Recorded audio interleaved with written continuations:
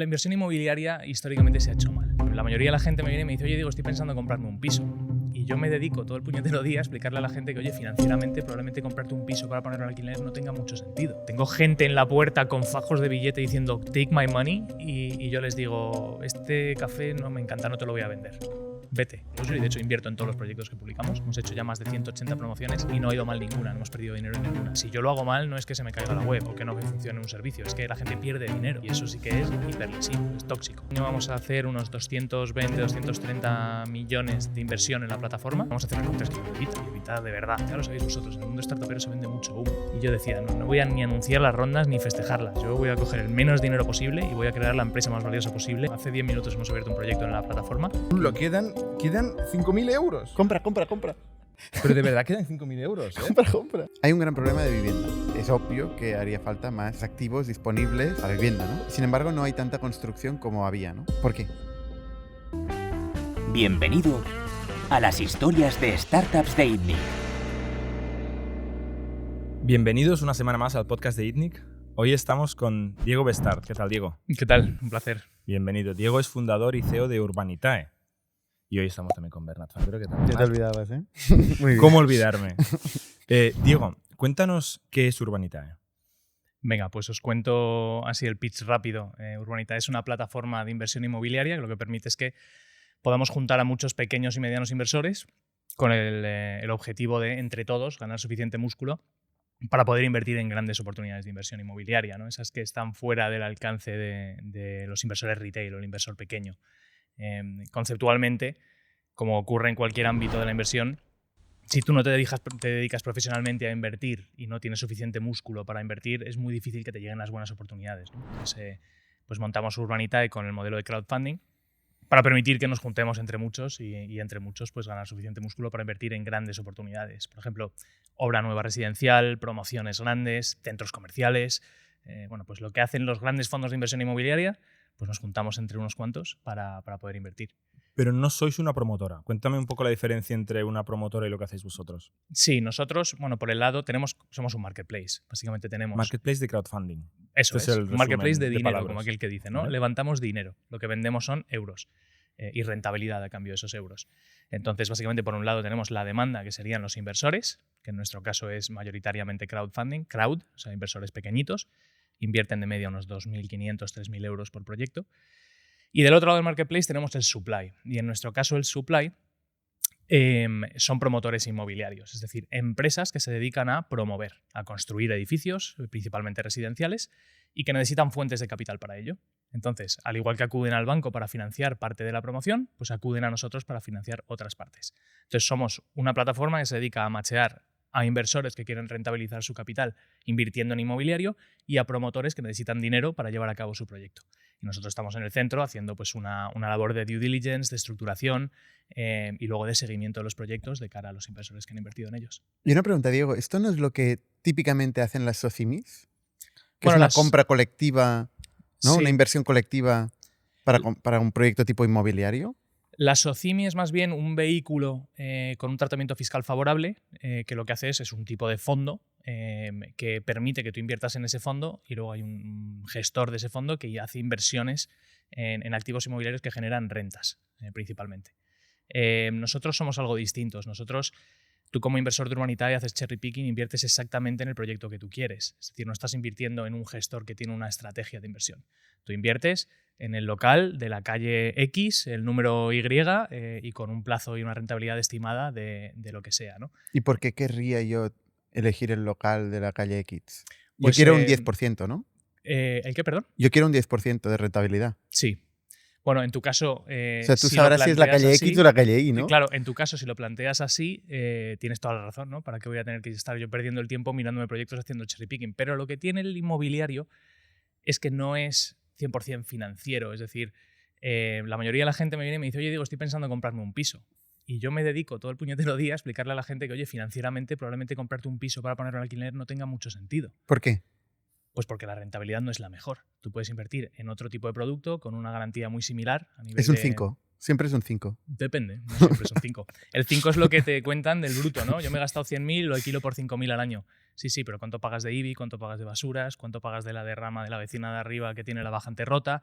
Es decir, la rentabilidad de tener un piso y los dolores de cabeza que te genera tener ese piso, bajo mi punto de vista, probablemente no tengan sentido, ¿no? Sobre todo, ¿cómo sacas al Ocupa? Bueno, el caso de los ocupas también aparte, ¿no? Pero bueno, la inversión inmobiliaria históricamente se ha hecho mal. Se ha hecho mal porque la gente, y lo hablábamos un poquito Jordi y yo antes de entrar en antena, si se puede decir, se ha hecho mal porque la gente tiende a invertir en activos donde le dedica demasiado dinero a un solo activo o dos, o los que pueda comprarse si tiene esa capacidad, y además suele invertir en su ámbito de actuación. Si tú vives en Barcelona, normalmente inviertes en Barcelona o como mucho en el pueblo de veraneo de tus abuelos, ¿no? Pero igual no tiene ningún sentido invertir ahí. Pero como es lo que tú conoces, pues tú inviertes ahí, ¿no? Entonces la gente tiende a concentrar demasiado riesgo en pocos activos y tiende a invertir solo en lo que conoce, que es muy pequeño. Pero con este argumento un poco, o sea, vuelves al punto de Bernat, ¿no? Si tú no conoces, pues inviertes en un fondo que ya elegirá qué propiedades, en qué ciudades tiene más rentabilidad. En cambio, tú no sabes si Málaga o Bilbao ahora mismo son las buenas oportunidades y tú estás aquí cada día en Barcelona. Entonces, ¿qué proponéis frente a ese problema inversor de real estate que comentas? Proponemos que la gente, en vez de invertir en un fondo que al final está invertido en muchísimos activos a la vez y al final tú estás invirtiendo en un solo fondo, está diversificado, pero también todo al invertir en un fondo puede ir mal cualquier proyecto de los fondos y arrastrar el otro proyecto que va bien, ¿no? Aquí lo que proponemos es un punto intermedio entre comprarte ese piso o invertir en un fondo, y es invertir de forma directa en activos que puedas elegir tú,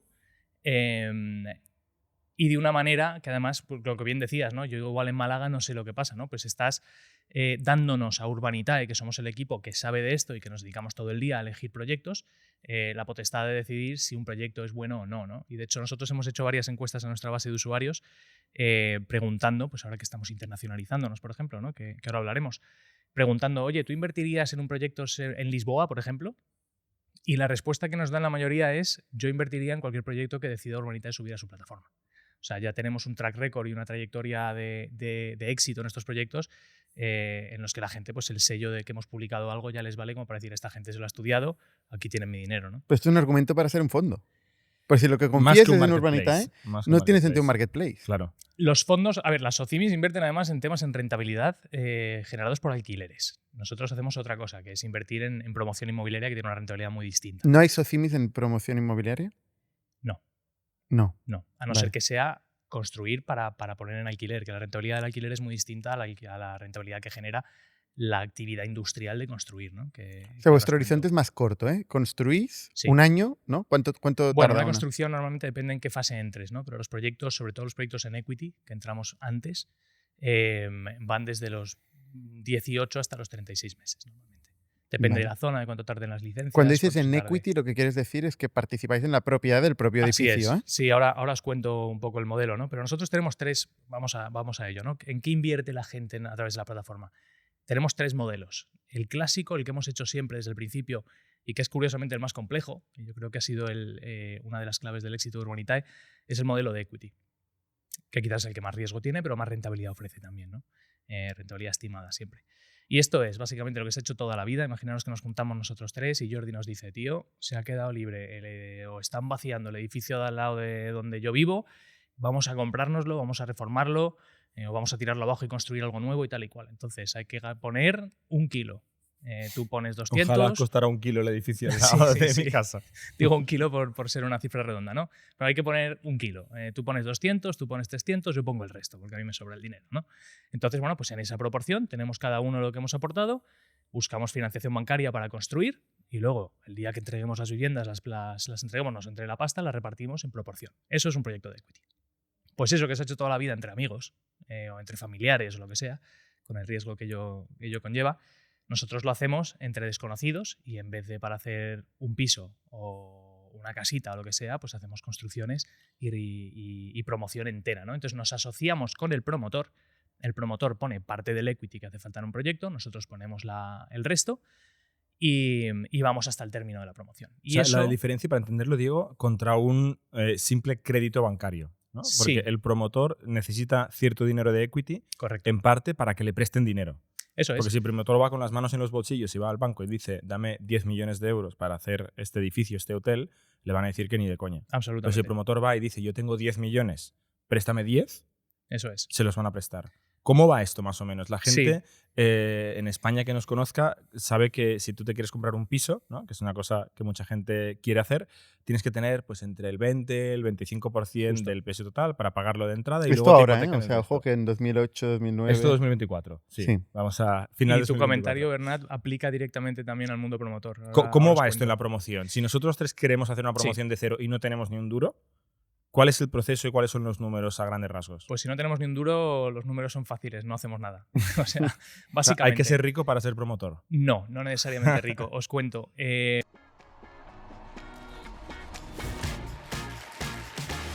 Bienvenidas y bienvenidos al People Facts, el evento que habla de lo que hay que hablar. ¿Y de qué hay que hablar? Pues de salud mental, de burnout en los equipos, de inteligencia artificial, de cómo escalar el negocio, todo esto y muchísimo más que está pasando hoy en el Esférico Barcelona.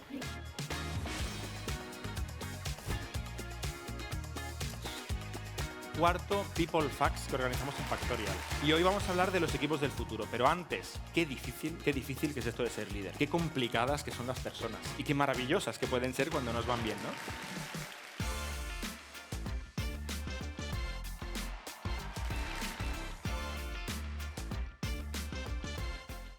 Mira, una cosa que se aprendió del 2007-2008, ¿no? Y todo lo que vino anteriormente.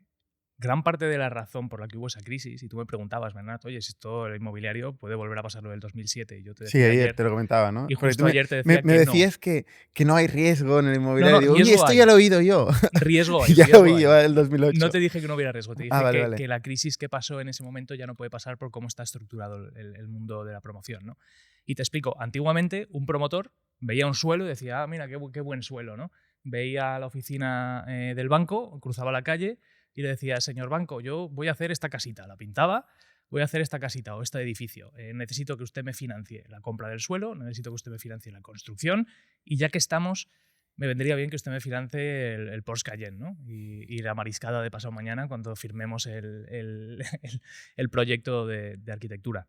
Eso es ¿Qué hacían comprar los bancos? con billetes de Monopoly. Básicamente, los promotores no ponían ni un duro. Entonces se financiaba el suelo, se financiaba la construcción, se financiaban los costes comerciales, se financiaba prácticamente todo. Entonces, ¿qué pasa? Que al final, pues todo el mundo promovía. Pero Porque es el que promotor todos no estaba conocemos arriesgando gente- nada. No estaba arriesgando prácticamente nada. Porque si se iba toda la mierda, pues se hacía un agujero y se caía todo en el pozo, pero él se quedaba como había empezado. Bueno, y si La iba todo, garantía era inmobiliaria. claro, por es eso el que propio todo pozo. se fue a la mierda, todo, Todo España lleno de pozos. se derrumbó y todo se metió en el pozo, ¿no? La realidad es Em, que no, ¿eh? O sea, la dación en pago, creo Sí.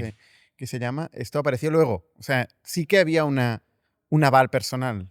Muchos de ellos avalaron personalmente y muchos promotores fueron arrastrados con sus Claro, claro. activos personales, ¿no? Dicho esto, ocurre toda la crisis financiera inmobiliaria, se lleva por delante el sector financiero, el sector productivo en nuestro país, ya sabéis lo que ocurrió, ¿no? Ujú. Y pasamos prácticamente 8 o 10 años por el desierto. El desierto viene a ser que no se promovía. La mayoría de promotoras quebraron, las constructoras también. Y Pasó también lo que se había pasó. hecho una sobrepromoción antes, ¿no? Con lo cual Totalmente. también había pero un claro, tema pues de... es que es un buffet libre de dinero y todo el mundo se pasaba a promotor. Oiga, ¿yo para qué carajo estoy aquí sentado delante de un ordenador vendiendo X cosas si me puedo poner a promover y yo conozco a un primo que se ha hecho millonario, ¿no? Y esto lo empezó a hacer todo el mundo. Es que una persona que trabaja en el mundo del cemento Sí, decía que en cierto momento España era el principal importador de cemento del mundo, sí. por encima de China, de Estados Unidos, de todo. Sí. Bueno, ahora hablamos de volúmenes de promoción, pero es que son Vale. alucinantes, ¿no? Pero bueno, ¿qué ocurre? Entonces, cambia la película, ¿no? Y una vez que se vuelve a reactivar un poco el mundo de la promoción, y digo un poco porque todavía estamos a una décima parte de lo que se construyó en el 2006-2007, cuando hoy por hoy hace mucha más falta vivienda, como sabemos todos.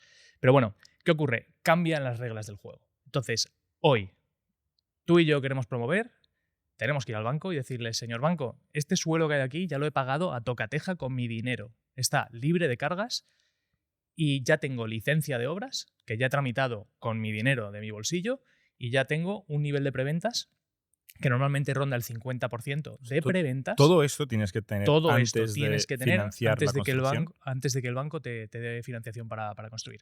Entonces, con eso, básicamente el banco lo que hace es entrar en una promoción cuando solo con las preventas que ya tienes recupera su capital.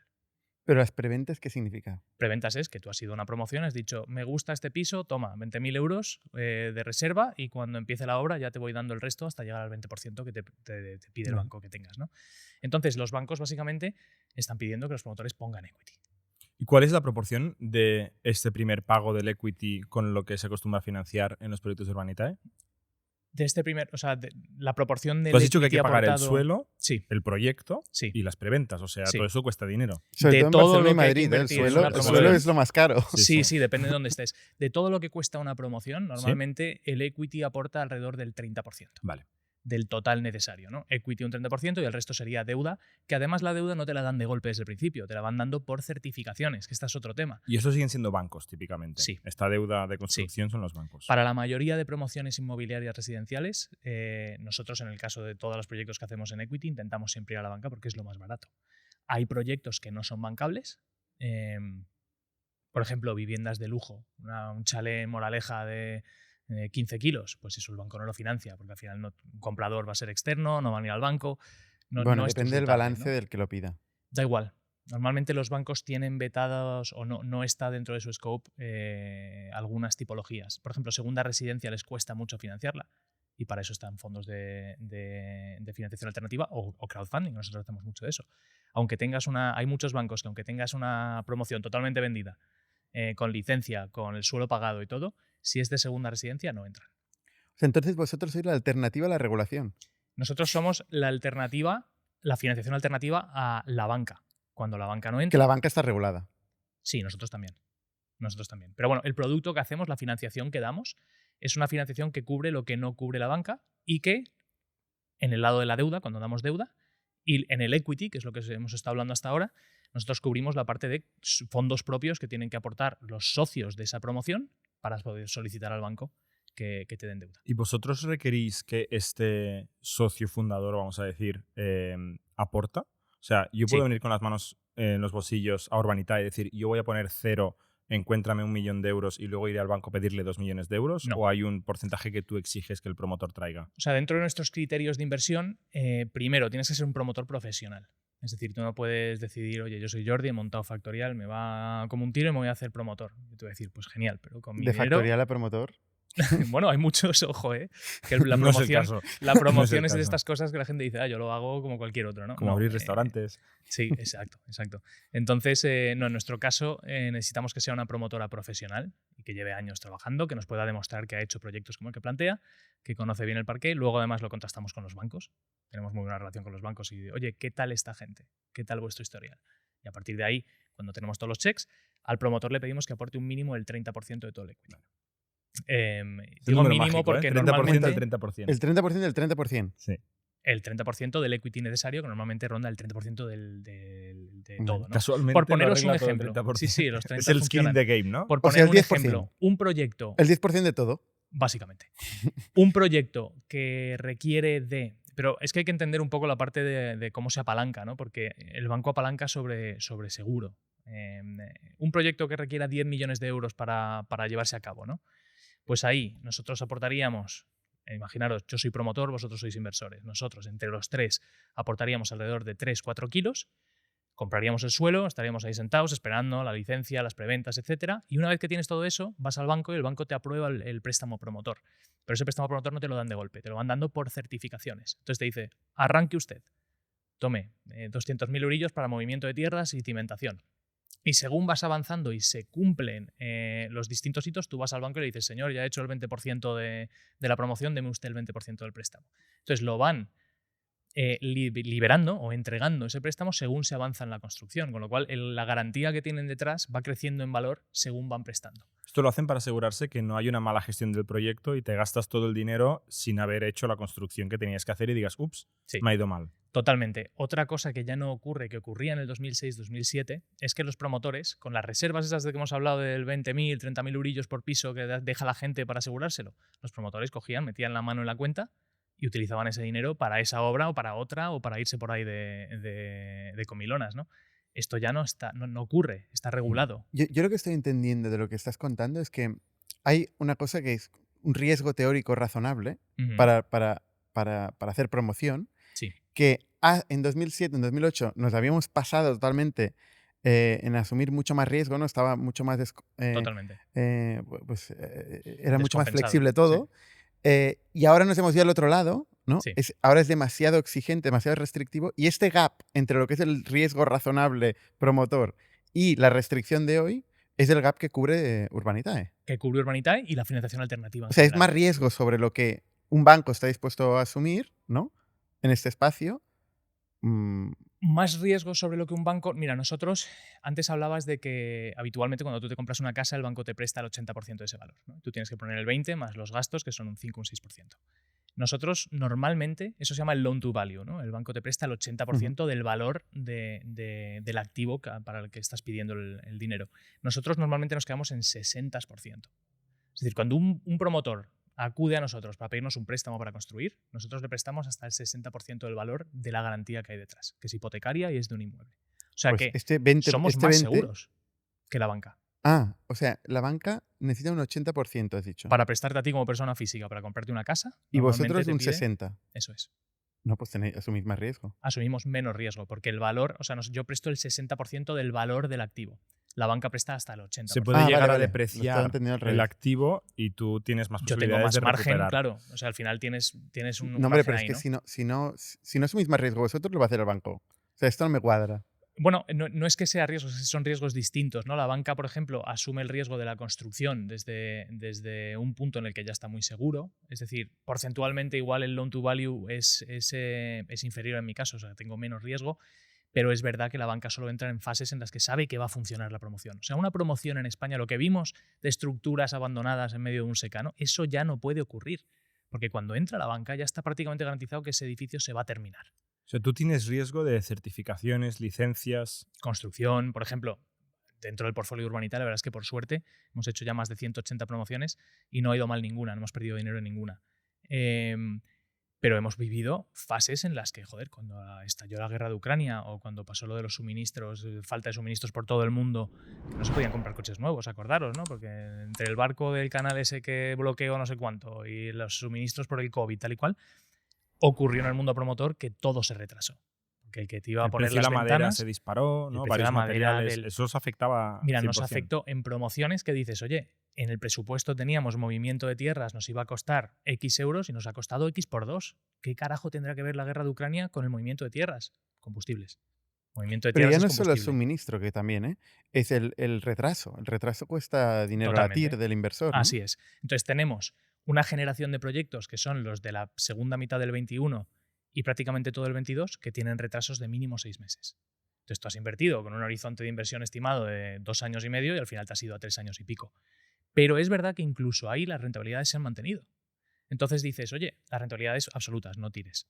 Entonces dices, oye, al final tengo un subyacente inmobiliario, que esto es conservador, o sea, la inversión inmobiliaria tradicionalmente ha sido conservadora y lo es. De hecho, el no haber perdido dinero en ningún proyecto con las que ha estado cayendo habla muy bien En de... ningún proyecto. en Ninguno. Ninguno. De 0 180, proyectos. ninguno. Ninguno. En alguno hemos empatado porque al final vimos que el promotor no estaba haciendo bien las No habéis cosas y le perdido dimos el pase. Todavía. Todavía, correcto. Porque hay muchos vivos. Tenemos ahora O mismo... sea, los vivos pueden perder todavía. Sí, pero puede ser, obviamente, ¿no? Y uno cuando analiza riesgos siempre tiene que tener ese componente. Pero nosotros hacemos un análisis, tengo un equipo de asset management que está todo el día viendo los proyectos y vamos viendo cómo van. No tenemos ninguno en cartera que a priori parezca que puede perder capital. Porque los márgenes son buenos. Entonces, si te ocurre esto, por ejemplo, tenemos un proyecto. Os pongo un ejemplo de lo que ha podido ocurrir, ¿no? Y los riesgos El peor que puede caso. tener. Bueno, el peor caso ha sido empatar. Es decir, que el promotor y decidimos vender el suelo por lo que costó y recuperamos el capital, los O inversores. sea, ¿no? se abortó la promoción Básicamente. y lo vendisteis a precio de coste. Básicamente. A lo que costó y los inversores recuperaron one to one. De hecho, hicieron un 2% de rentabilidad en año y medio, que es una catástrofe para nuestra inversión, pero bueno, no perdieron su capital, ¿no? Pero un caso, por ejemplo, de un proyecto que a priori funcionaba muy bien y luego no funcionó tan bien. Un proyecto en el que entramos justo a la vuelta del COVID, en junio, julio del 2020. A los 3 meses se vende la totalidad del proyecto a un fondo de inversión que se lo iba a comprar para poner los pisos en alquiler cuando estuvieran listos. Y claro, ahí los inversores dando palmas. Oye, hemos vendido el edificio, cojonudo. Vale. Arranca el 21, falta de suministros, sube los costes de construcción de forma radical y dices, vale, yo tenía un margen de alrededor de un 40% en este proyecto De repente me han subido los costes de construcción. Venga, tira para abajo. De repente los costes o los plazos de obra se me han alargado un montón. Te vas comiendo el margen y en ese proyecto, pues en vez de ese 40 y pico % de rentabilidad que teníamos pensada, al final se quedó en un 15 o un 16%. ¿Por qué? Porque como estaba todo vendido, si lo llevas a TIR es un drama, ¿no? Pero porque estaba todo vendido. Es importante, o sea, la rentabilidad absoluta de un proyecto está muy bien, Sí. pero no es lo mismo hacer un por 2 en 10 años Que en 2 que en 2. 100% de acuerdo. Con lo cual, para eso está la TIR, ¿no? Y Sí, es muy, nosotros muy siempre hablamos de contraintuitivo. En el Sí. real estate siempre escuchas la historia. Mi abuelo compró un piso por 1.000 pesetas y lo vendió por 1 millón de euros. Totalmente. Y luego haces la TIR y es un 4%. Y dices, no hay para tanto, ¿no? Pasa que son décadas y décadas y décadas entre medio. Totalmente. La TIR media de los proyectos que hemos devuelto ya en cartera es superior al 15%. De proyectos TIR neta, devueltos. cash on cash. TIR, pura. O sea, neta después de Pero impuestos. del dinero que han puesto, el dinero que han recibido, Eso es. restando vuestro fee. Incluyendo nuestro FIA. Incluyendo los impuestos. Incluyendo los impuestos. Eso es. Pero los impuestos, ¿dónde los pagan? Bueno, Los luego haremos impuestos un capítulo de fiscalidad porque me sí, interesa. no, eso tiene también eso tiene su miga, ¿no? Pero bueno, a lo que voy, ¿no? Y por cerrar un poco el tema de los riesgos y la rentabilidad, el inmobiliario es conservador. De hecho, nosotros hicimos una campaña antes de la de Putos Modernos que decía más vale ladrillo en mano que cripto volando, porque estábamos súper bombardeados por gente que invertía en cripto y ganaba mucho, ¿no? O aparentemente ganaba mucho. Esto es ladrillo, esto es de toda la vida. Esto es lo que hizo tu abuelo y lo que hizo el mío y lo que ha hecho todo el mundo siempre. No es una inversión muy conservadora, pero con una capa que permite invertir como si fuera un producto financiero. Entonces, a tu pregunta de por qué no un fondo, bueno, pues puedes invertir en un fondo inmobiliario. También puedes comprarte un piso. Pero hay un punto intermedio en el que tienes gestores profesionales que nos dedicamos a esto, que buscamos las mejores oportunidades del país y que además hacemos un seguimiento después para que no tengas que estar preocupándote de si la vecina de arriba tiene derramas o qué, ¿no? Luego iremos a la regulación de la vivienda y cómo eso afecta a este tipo de negocios. Sí. Pero antes que eso estabas contando tus modelos. Uno es equity Sí. y tienes más. El otro modelo, equity, busca rentabilidades de entre el 15 y el 20% de TIR. ¿Vale? Y suelen ser proyectos a 2-3 años, con lo cual no es raro encontrarse con márgenes. No es raro encontrarse con márgenes o rentabilidades absolutas del 40-50%. Que esto a la gente le parece, dicen, ¿cómo puede ser un 50% de rentabilidad? Bueno, claro, es que estamos hablando de 3 años. Pero bueno, eso es lo que da la promoción. Y un promotor inmobiliario se gana la vida, paga nóminas y paga la oficina sacándole esos márgenes a su equity. Luego tienes la deuda. Y esto es un promotor que, como os he dicho, tiene licencia, tiene preventas, viene y nos dice, ayúdame a construir esto, necesito un préstamo. Analizamos el riesgo, le damos préstamos que van entre el 10 y el 12%. Ahí de competís hecho, con el ahora banco. a las 12 abrimos un proyecto al 10% de rentabilidad a 12 meses. Ahí estás compitiendo con el banco. Es ese segmento que decías de segunda residencia, Sí. vivienda de lujo, etcétera. También habéis encontrado una oportunidad de hacer Sí. no solo la primera fase, sino la segunda. Eso es. Y en realidad no competimos con el banco porque el banco aquí no entra. Bueno, Son sí. promociones que el banco no quiere hacer. Si está el banco, señor promotor, no venga a nosotros. Yo personalmente, los propios proyectos de Urbanitae en los que somos el equity, vamos al banco. Yo evito la financiación alternativa porque es más cara, pero hay proyectos que no. Por ejemplo, os pongo un ejemplo, tenemos un proyecto en Mallorca de unos casoplones, creo que son 14 casas. Eso lo hemos financiado con financiación alternativa porque el banco no entraba. Es segunda residencia, que el banco dice, para financiar una obra de unos suecos que van a comprar, que no van a venir a mi banco a pedir mi hipoteca, pues no entro. Y eso lo hemos financiado con financiación alternativa. Entonces, la deuda, entre el 10 y el 12% de rentabilidad, plazos que ¿Pero van... esto es garantizado? La deuda sí. Es garantizada con la garantía que hay detrás, que es el activo que respalda, que es una hipoteca en primer rango que respalda la inversión. Urbanitae no respalda. Urbanitae no respalda ni puede O respaldar. sea, el balance de Urbanitae no está No. como aval. De hecho, Urbanitae no puede ni siquiera invertir en los proyectos que publicamos. Yo, como persona vinculada a Urbanitae, sí puedo, tengo que hacer disclosure y de hecho invierto en todos los proyectos que publicamos, la misma cantidad además. Es que sería una putada si no invirtieras en uno. No, imagínate. Esto no invertiría nadie. Pero creo recordar en el ¿Cuánto podcast de inviertes? Unai que estuvo ¿Cuánto por aquí inviertes? que dijo Unai, cuando alguien te diga que inviertas en tal, pregúntale si él invierte. Bueno, Exacto, pues sí, en este me acuerdo caso que dijo yo eso. invierto en todos los proyectos. 500 eurillos. 500 eurillos en todos. Que es el mínimo. Es el mínimo. Bueno, pero Invierto hacéis el mínimo muchos. porque, oye, ya estamos sacando de entre 5 y 10 proyectos todos los meses. O sea, que no es poco dinero, ¿no? Aunque es verdad que yo tengo una rentabilidad en cartera, que es la cartera global de Urbanitae, y ya me están devolviendo los proyectos en los que invertí hace 2-3 años y estoy ya. Has dicho reinvirtiendo todo. 180 proyectos, unos 180 80.000 y euros pico. has invertido. Por ahí. Sí, 90. sí. 90. Sí, correcto. Oye, no Vale. está nada Hombre, mal, ¿eh? es fácil de He multiplicar. invertido cash nuevo menos porque al final estoy metiendo y Reciclando lo que reinvirtiendo ya te dan de vuelta. Sí, ¿no? ahora hablamos de los unit economics, los inversores, que son una pasada, ¿no? Pero bueno, ¿Y la entonces tercera la deuda, La tercera categoría de la deuda de 10 a 12% de rentabilidad con garantía hipotecaria de primer rango. Pero una cosa, cuando has dicho este caso que has dicho antes, que al final la rentabilidad no está, Eso era un proyecto de equity. vale. Si Pero hubiera si sido fuera- un proyecto de deuda, el Claro. promotor hubiera tenido que pagar nuestros intereses y se comen más parte de su margen. En ese proyecto nosotros En nos caso de endeudamos. que pueda. Hombre, claro, si no puede, tienes que ejecutar la garantía y tienes un valor ahí que normalmente supera lo que a ti te deben en más de un 30-40%. O sea que al final, aunque hagas deuda, te Sí. acabas yendo a la equity en el peor caso. La deuda, en el caso de que vaya mal la operación, se come el equity, Claro. O sea, Es más senior. Exacto. básicamente. Es una que el pi- equity, Pero ¿Cómo como se una llama un empresa. stack en español? Una pila. Es Mm. una, Eso es. Hay una preferencia. Sí, ¿no? la fuente va goteando hacia abajo, ¿no? Al La final, diferencia- el último que asume todo el riesgo es el equity. El equity Correcto. puedes perder todo tu equity. La diferencia es que si tú tienes un porcentaje de equity, esto es tu garantía, mientras que la deuda Así es. puede llegar hasta el 100% del activo. Eso es. La deuda Ujú. se puede comer hasta el 100 y pico. Todo Es lo que decir, a quiera. veces podría darse el caso. Pero si no se da la promoción inmobiliaria y al final es un fracaso, pues Sí. pierde la pasta también. Bueno, hay un solar. Sí, pero es que pero tener en cuenta una Hay un cosa. activo. Y lo que hemos hablado antes, que tú no vas dando la pasta hasta que se va construyendo, con lo cual siempre Mm. tienes un activo real y tienes el solar. O Vale. sea, en momento uno yo nunca voy a prestar más del 60% del valor del solar.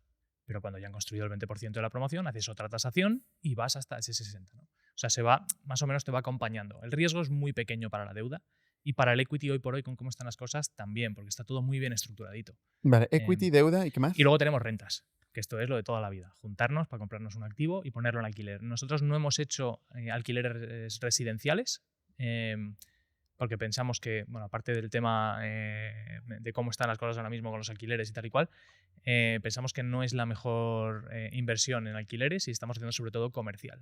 Locales, pues como este, alquilados a una marca, a una empresa que tenga garantías para generarnos alquileres. Y eso es, pues nos juntamos entre unos cuantos, compramos y eso nos da tu famoso 5%. En este caso, 5 de verdad neto, después de gastos y tal y cual. Nosotros solemos comprar a 8% y después de lo que cuestan los fees. ¿Qué significa comprar a 8%? Comprar al 8% es que tú compras un activo cuyo alquiler te va a dar un 8% de rentabilidad. Bruto. Correcto, bruto. Entonces, cuando uno valora, en el mundo de la inversión inmobiliaria, cuando uno valora el precio de un activo que llaman un yielding asset, tú lo valoras y lo dices, lo voy a comprar al 9, o lo voy a comprar al 6, o lo voy a comprar al 4. Esto quiere decir que lo estás comprando a esa... O sea, si compras algo al 5, pues multiplicas lo que te va a generar en alquileres por 20 y te da el precio del activo, básicamente, ¿no? Es un valor muy teórico, ¿eh? 100%. O sea, Y ahí está se muy bien cometen- decir compro el 8, pero luego Ahí está se- la realidad. Bueno, Bueno, es si asumir tienes que un lo vas contrato a de alquiler alquilar- firmado, es decir, si yo sé que vosotros aquí pagáis X euros Mm. y tenéis un contrato obligado de cumplimiento a 10 años, yo sé que estoy comprando a una rentabilidad cierta. Hasta el día siguiente que te llama la vecina que tiene caído una gotera y que tienes que rehacer el techo. Sí, puede, totalmente, ¿no? Hay derramas, obviamente, y nosotros tenemos maneras Compraste de al 2. tener colchones. En lugar de comprar para- al 6, compraste al 2. Sí, bueno, Y no lo correcto. sabías, ¿no? Puede ocurrir, pero es verdad que los activos que compramos normalmente, quiero decir, no hay tanta varianza. Eso es lo más conservador que hay. Entonces, las No. rentabilidades, Diego, son 15%, has dicho, de promedio en la Entre primera 15 y categoría. 20, 15-20 en Sí. el equity, 10-12 en la ¿En deuda? deuda? para promoción sí. y 5. 5 y 6, entre 5 y 6 neto en alquiler. Y esto es, para que quede claro, después de haber pagaros vuestra comisión, vuestro ingreso. Sí. ¿eh? O sea, esto Nuestro- es lo que me queda a mí como inversor a mi bolsillo. Eso es lo que te llega. Nuestra comisión la pagan los propios proyectos, no se la giramos a los inversores. Pero esto es lo mismo, al final los inversores lo pagan, bueno, depende de la proporción que haya aportado el promotor. En el caso de la deuda, el promotor nos paga nuestro fee. En el caso del equity, lo paga el equity. Y si el promotor ha puesto el 30% y los inversores el 70%, pues cada uno paga en proporción, ¿no? Al igual que pagamos el arquitecto, o yo qué sé, el estructurista, o el hormigón, lo que sea, ¿no? Entonces, dentro del proyecto y las rentabilidades estimadas ya se incluye nuestro fee como el resto de proveedores. Que nuestro fee, que sé que lo vais a preguntar, está en deuda alrededor del 4,5%, entre el 4 y el 5%, y en equity entre el 5,5 y 6,5, más o menos. Del valor que vosotros financiáis. Eso es, del dinero levantado en la plataforma. Del dinero levantado en Urbanita. Independientemente de si esto genera la rentabilidad esperada o no. Eso es. Bueno, en deuda está garantizada, entre comillas. Tienen garantías, todas las Vale. inversiones tienen garantías, Está fijada. algunas ¿no? distintas. La rentabilidad está fijada, no está Está- garantizada. está pero fijada. Sí, Y- eso es. Y el plazo también está fijado. que eso es Y en importante. equity no. En equity tienes un business plan, igual que el que hemos hecho todos nosotros con nuestras empresas. Y espero que sea más preciso es que el que bastante- hemos hecho nosotros con nuestras empresas. bastante más preciso que el que hemos hecho nosotros, sí. Entonces, bueno, pues si se cumple el business plan, te llevas esa rentabilidad, si no, no. Pero vosotros Eh, cobráis siempre. Nosotros cobramos siempre. Y esto va... Por anticipado. Por anticipado. A mí me dicen, joder, pero vosotros no tenéis ARRs, ¿no? No tenéis AUMs, no cobráis todos los años por la cartera. Y le digo, no, pero cobramos upfront. Yo prefiero cobrar un 6,5 hoy que cobrar un 1 durante 6 años. Entonces, bueno, nuestro modelo de negocio es upfront. No Pero entonces, cobramos ¿cuál es vuestro success. incentivo de seguir gestionando esto al año Sí. 6? Pues mira, mi incentivo es doble. Primero, que mis inversores estén contentos. Al final, la marca Urbanitae y los inversores van a venir si están contentos. Y la verdad es que hoy por hoy están muy contentos. Y ahora hablamos de las dinámicas de la plataforma. Esa es mi marca, es lo que hago. Y si lo hago mal, pues no van a volver, ¿no? Y se corre la voz muy rápidamente. Y no hablemos de que si yo lo hago mal, no es que se me caiga la web o que no me funcione un servicio. Es que la gente pierde dinero. Y eso sí que es hiperlesivo, es tóxico. Y número 2, la reinversión. O sea, nosotros tenemos un ratio de inversión superior al 80%. Es decir, si tú inviertes hoy, dentro de 12 meses, en el proyecto que sacamos hoy, se te va a devolver el dinero con tu 10% de rentabilidad y cuando se te devuelva vas a ver, mira, me han devuelto la pasta, voy a ver, mira, hay otro proyecto, venga, lo reinvierto. Pues el 80% de eso se reinvierte, con lo cual el coste de adquisición de esos euros en ese momento es nulo. Entonces es parte del modelo de negocio y tiene que funcionar. Dicho esto, ¿por qué no cobro un success fee? Y esto lo hablábamos justo antes, Jordi.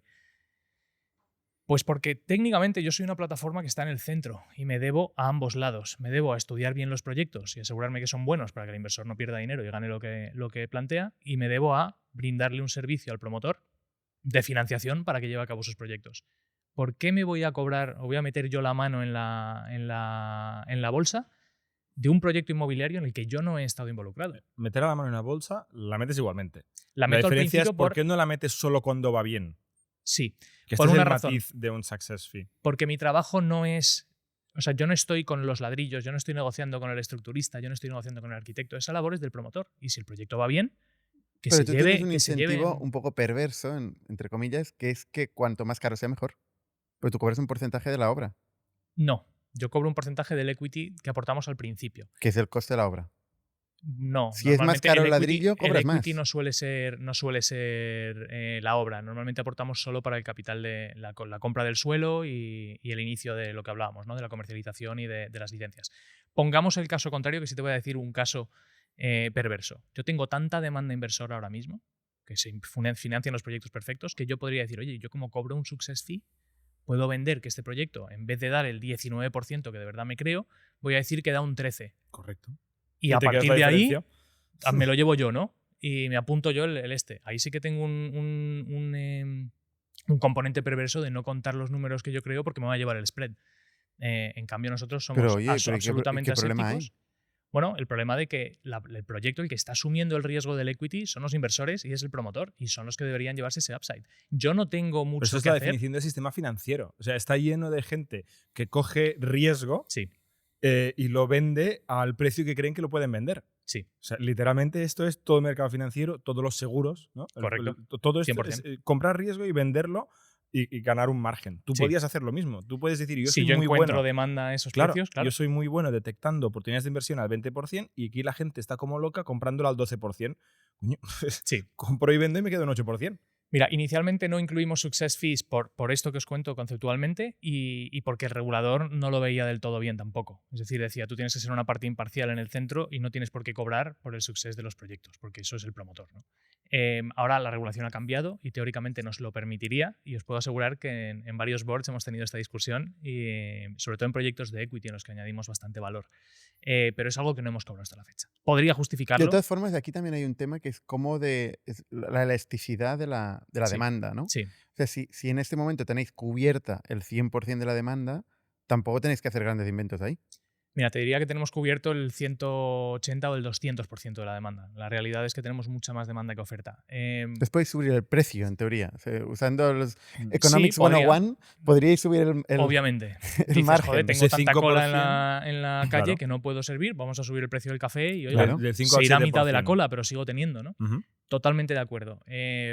Dicho esto, hasta la fecha hemos preferido trasladarle esas ganancias a los inversores del equity, que son en realidad los que asumen el riesgo, y no tenemos una remuneración variable en base al éxito. Entiendo que el cuello de botella es conseguir más oportunidades de promoción, ¿no? Porque Sí. si no, con tanto inversor deberíais construir el doble o el triple, ¿no? Sí. Es curioso, ¿no? La gente que pide dinero. O sea, el cuello de botella es gente que pide dinero, que en general sobra gente que pide dinero. Sí, a ver, os diría que el cuello de botella no es del todo la gente que pide dinero, el cuello de botella es nuestro comité de inversiones, que es el que decide a quién prestarle. Y aquí lo que hemos hecho es ser súper estrictos. Es decir, yo os diría, y no es fácil como CEO, y de hecho me he salido del comité de inversiones hace poco,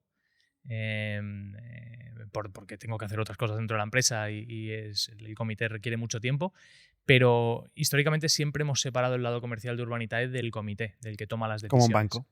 Básicamente. Porque sí. a ti como CEO y socio de Urbanitae te interesa que se aprueben todos Imaginaros. y generar comisiones por un tubo. Por pintar la foto clásica. Y si Tengo alguna va gente mal, en la no puerta pasa con nada. fajos de billete diciendo take my money Sí. y yo les digo, este café no me encanta, no te lo voy a vender. Vete. Y hay gente que sale, o sea, cada vez que publicamos un proyecto, ahora ya menos porque estamos publicando muchísimos, ¿no? Pero históricamente en Urbanitae publicamos un proyecto, se financia en segundos. Segundos. Hemos llegado a tirar la plataforma de pagos y hemos tenido que desarrollar nosotros a nivel tecnológico todo el sistema de pagos internamente porque Bueno, no si podía Taylor gestionar el Swift llena volumen. un estadio, vosotros podéis vender una promoción. Te parecería, ¿no? Que la Sí, entidad me de pagos parecería no que está gestaría, resuelto esto. pero no, la entidad de pagos que operamos nosotros no está acostumbrada a lidiar Tanto con tanto volumen. volumen y los tumbamos, ¿eh? Los estuvimos tumbando durante meses, todos los meses. Pero eso pasa muchas veces en el mundo. Hay muchos eventos con Utilizan bancos. Nuestra entidad de pagos es una entidad, es una tecnología distinta, ¿no? Pero bueno, esto nos pasaba y... Pero qué estrés, ¿no? Perdona, también para el inversor de Urbanitae tener Sí. que estar ahí haciendo refresh como el que compra entradas para el Burning Man o una Sí, cosa de a ver, estas. ayer hablabais del scarcity effect, el FOMO, ¿no? El fear of missing out. Nosotros, sin de verdad quererlo, o sea, reinventamos el mundo del crowdfunding de varias maneras, ¿no? Nosotros la primera vez que nos pasó que un proyecto se financió en cuestión de segundos, alucinamos. O sea, yo estaba en la plataforma.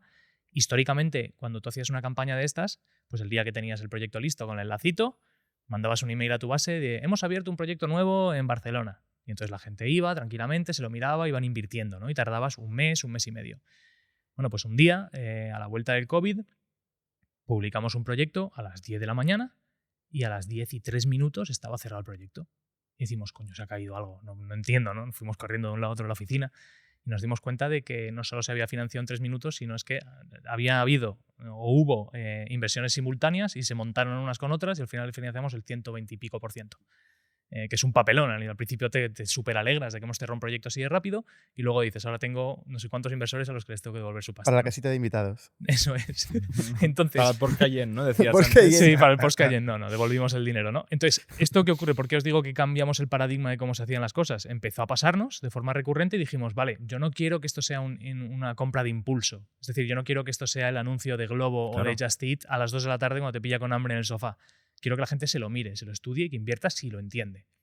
Entonces dijimos, vale, vamos a dar un margen. Vamos a avisar con 48, 72 horas de que hay un proyecto que se va a abrir dentro de 3 días. O sea, creáis más FOMO todavía. Pues tío, esto lo que creó fue más FOMO. Claro. Entonces ocurrió que a las 4 de la tarde, que es cuando tradicionalmente abrimos los proyectos, menos los viernes que abrimos a las 12, había cola. Y claro, abríamos un proyecto, era abrir, O sea, la gente no cerrar trabaja, ¿no? La gente está ahí. y 300... No, joder.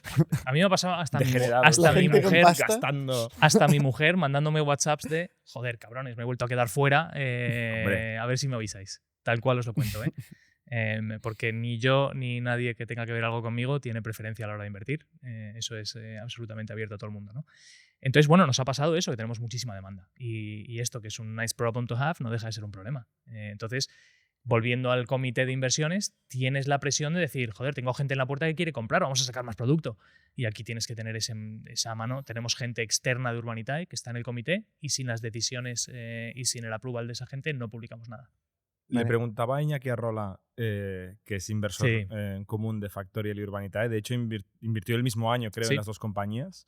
Y él está involucrado en las dos, ¿no? Y le preguntaba, cuéntame cosas de Urbanitae. Y lo primero que me ha destacado es decir, es la empresa donde más exageradamente esta exigencia de solo vender el producto buenísimo para el inversor durante los primeros días nos llevó por un camino un poco de amargura, porque podíamos estar vendiendo y creciendo, que es lo que quieren una startup, que está perdiendo dinero y que no sabe si va a ir o no, y que os pusisteis súper estrictos y que costó, al menos su perspectiva fue duro los primeros años, ahora están encantadísimos porque obviamente habéis demostrado unos retornos y una calidad de proyectos, ¿qué tal?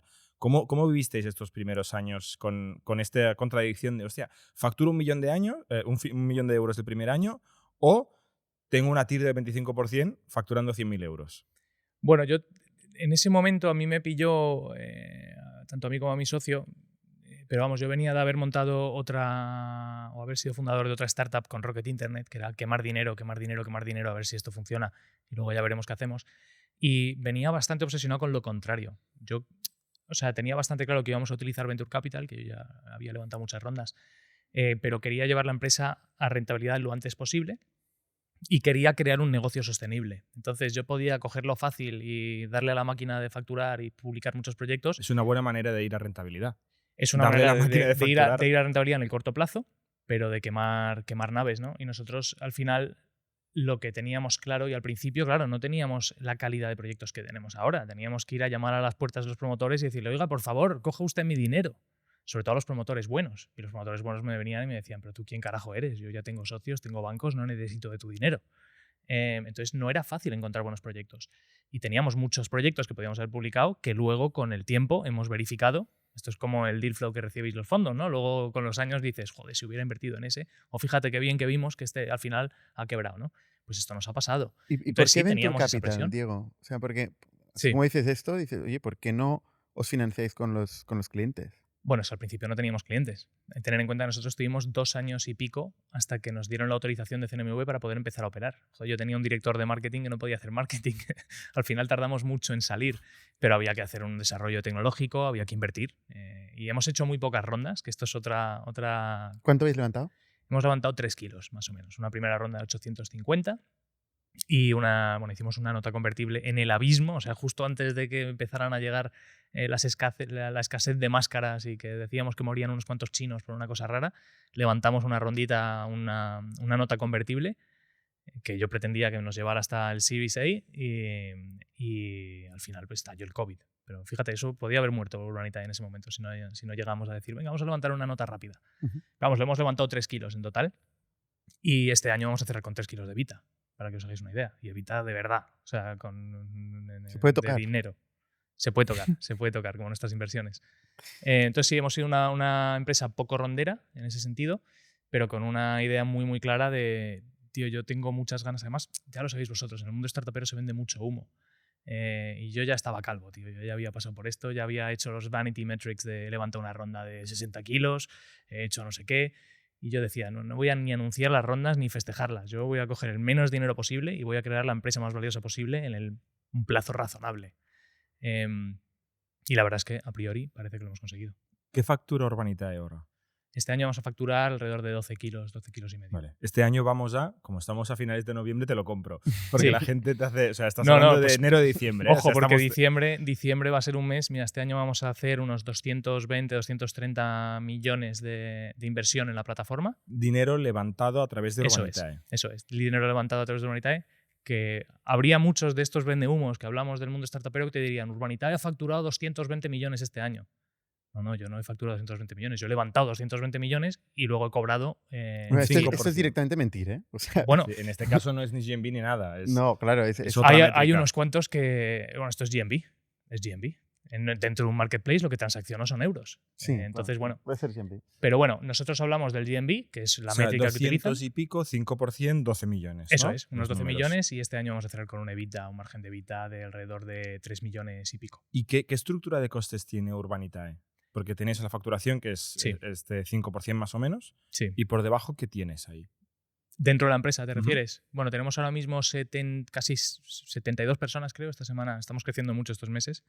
Y en los próximos Qs también vamos a meter un montón de gente. Pero principalmente personal. Es decir, es el gasto más importante, obviamente, es el equipo.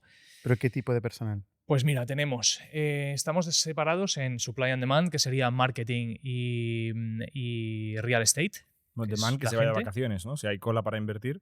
Bueno, no te creas, porque somos muy activos, ¿no? Estamos siempre... Al final hay que remar de ambos lados, siempre tienes que estar metiendo gente y parte del éxito de Urbanitae ha sido el éxito de cómo fondeamos los proyectos. Lo que ha hecho que podamos cerrar un acuerdo con Neinor, que es la promotora número 1 en España, de 150 kilos de equity para los próximos años, es porque Neinor ha visto esta gente cierra proyectos en segundos, ¿no? Y eso nos lo ha permitido el tener la demanda, ¿no? Dicho esto, tenemos el equipo de marketing, que no solo hace marketing, también hace branding, hace pues toda la parte de diseño de las campañas que hacemos tal y cual.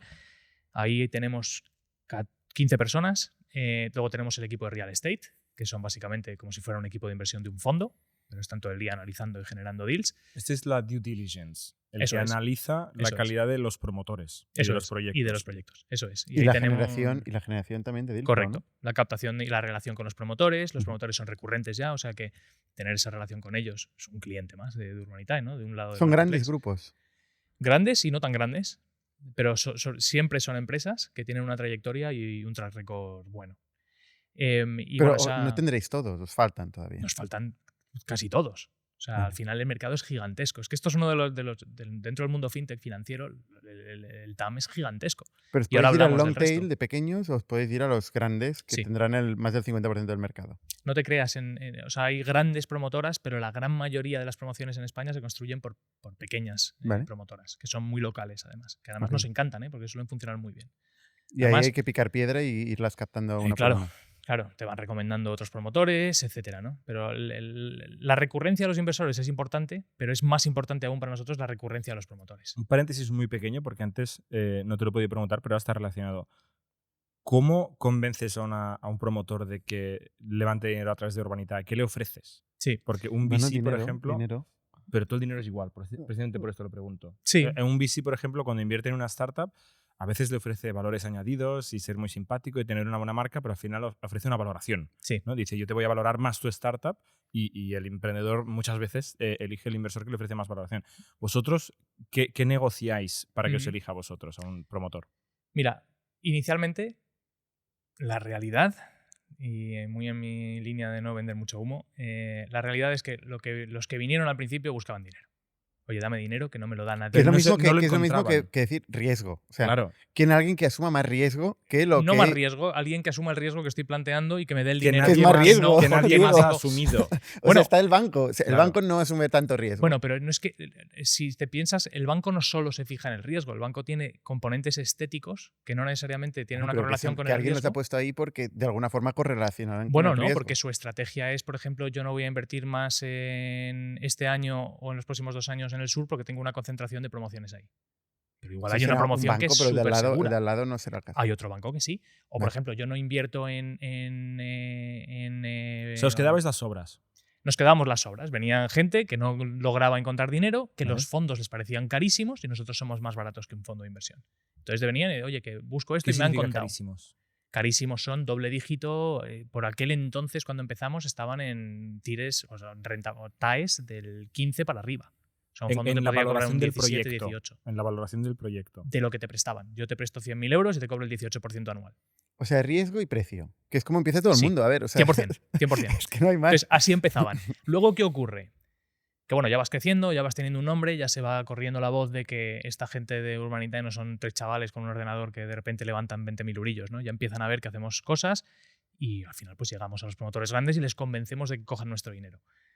Otro componente que esto, bueno, pues existe en el mundo corporate, algunas promotoras se acercaban a nosotros desde el lado de la persona que había, el pobrecillo o pobrecilla que habían puesto de innovación, que a nadie le hacía caso, pero que estaba ahí dando tumbos para innovar, y les traía, oye, ¿por qué no trabajamos con esta plataforma? Entonces se ponían la medallita de hemos hecho algo fintech, ¿vale? Dicho esto, eso va evolucionando, nos convertimos en un player muy relevante en el sector promotor. ¿Y por qué acuden a nosotros ahora? Para diversificar sus fuentes de capital. Al final tienen bancos, tienen fondos de inversión internacionales, las grandes promotoras, y dicen, oye, yo tengo aquí una vía que es el inversor retail a través de una entidad regulada como es Urbanitae, y aquí tengo una fuente de capital más para financiar equity y deuda. Entonces al final es estratégicamente dices, vale, me voy para acá.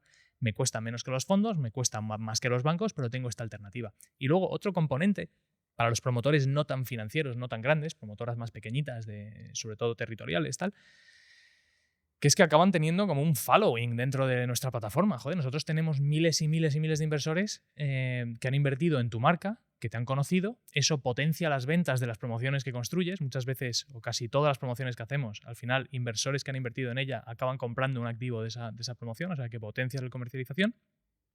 Y se acaban encontrando que la gente les llama, inversores, llaman a la promotora y le dicen, oiga, Grupo Anchon, ¿cuándo van a sacar el próximo proyecto en Urbanitae? Porque tengo un dinerillo y quiero... O sea, es marketing. Hay una componente Tiene de un marketing componente de como marketing, el crowdfunding, claro. de productos Kickstarter, etc. Correcto, eso También es. sirve para... O Sí. Vicio, ¿no? Creo que fue que hizo también un crowdfunding Sí. para darse a conocer también y hacer fans. Eso es.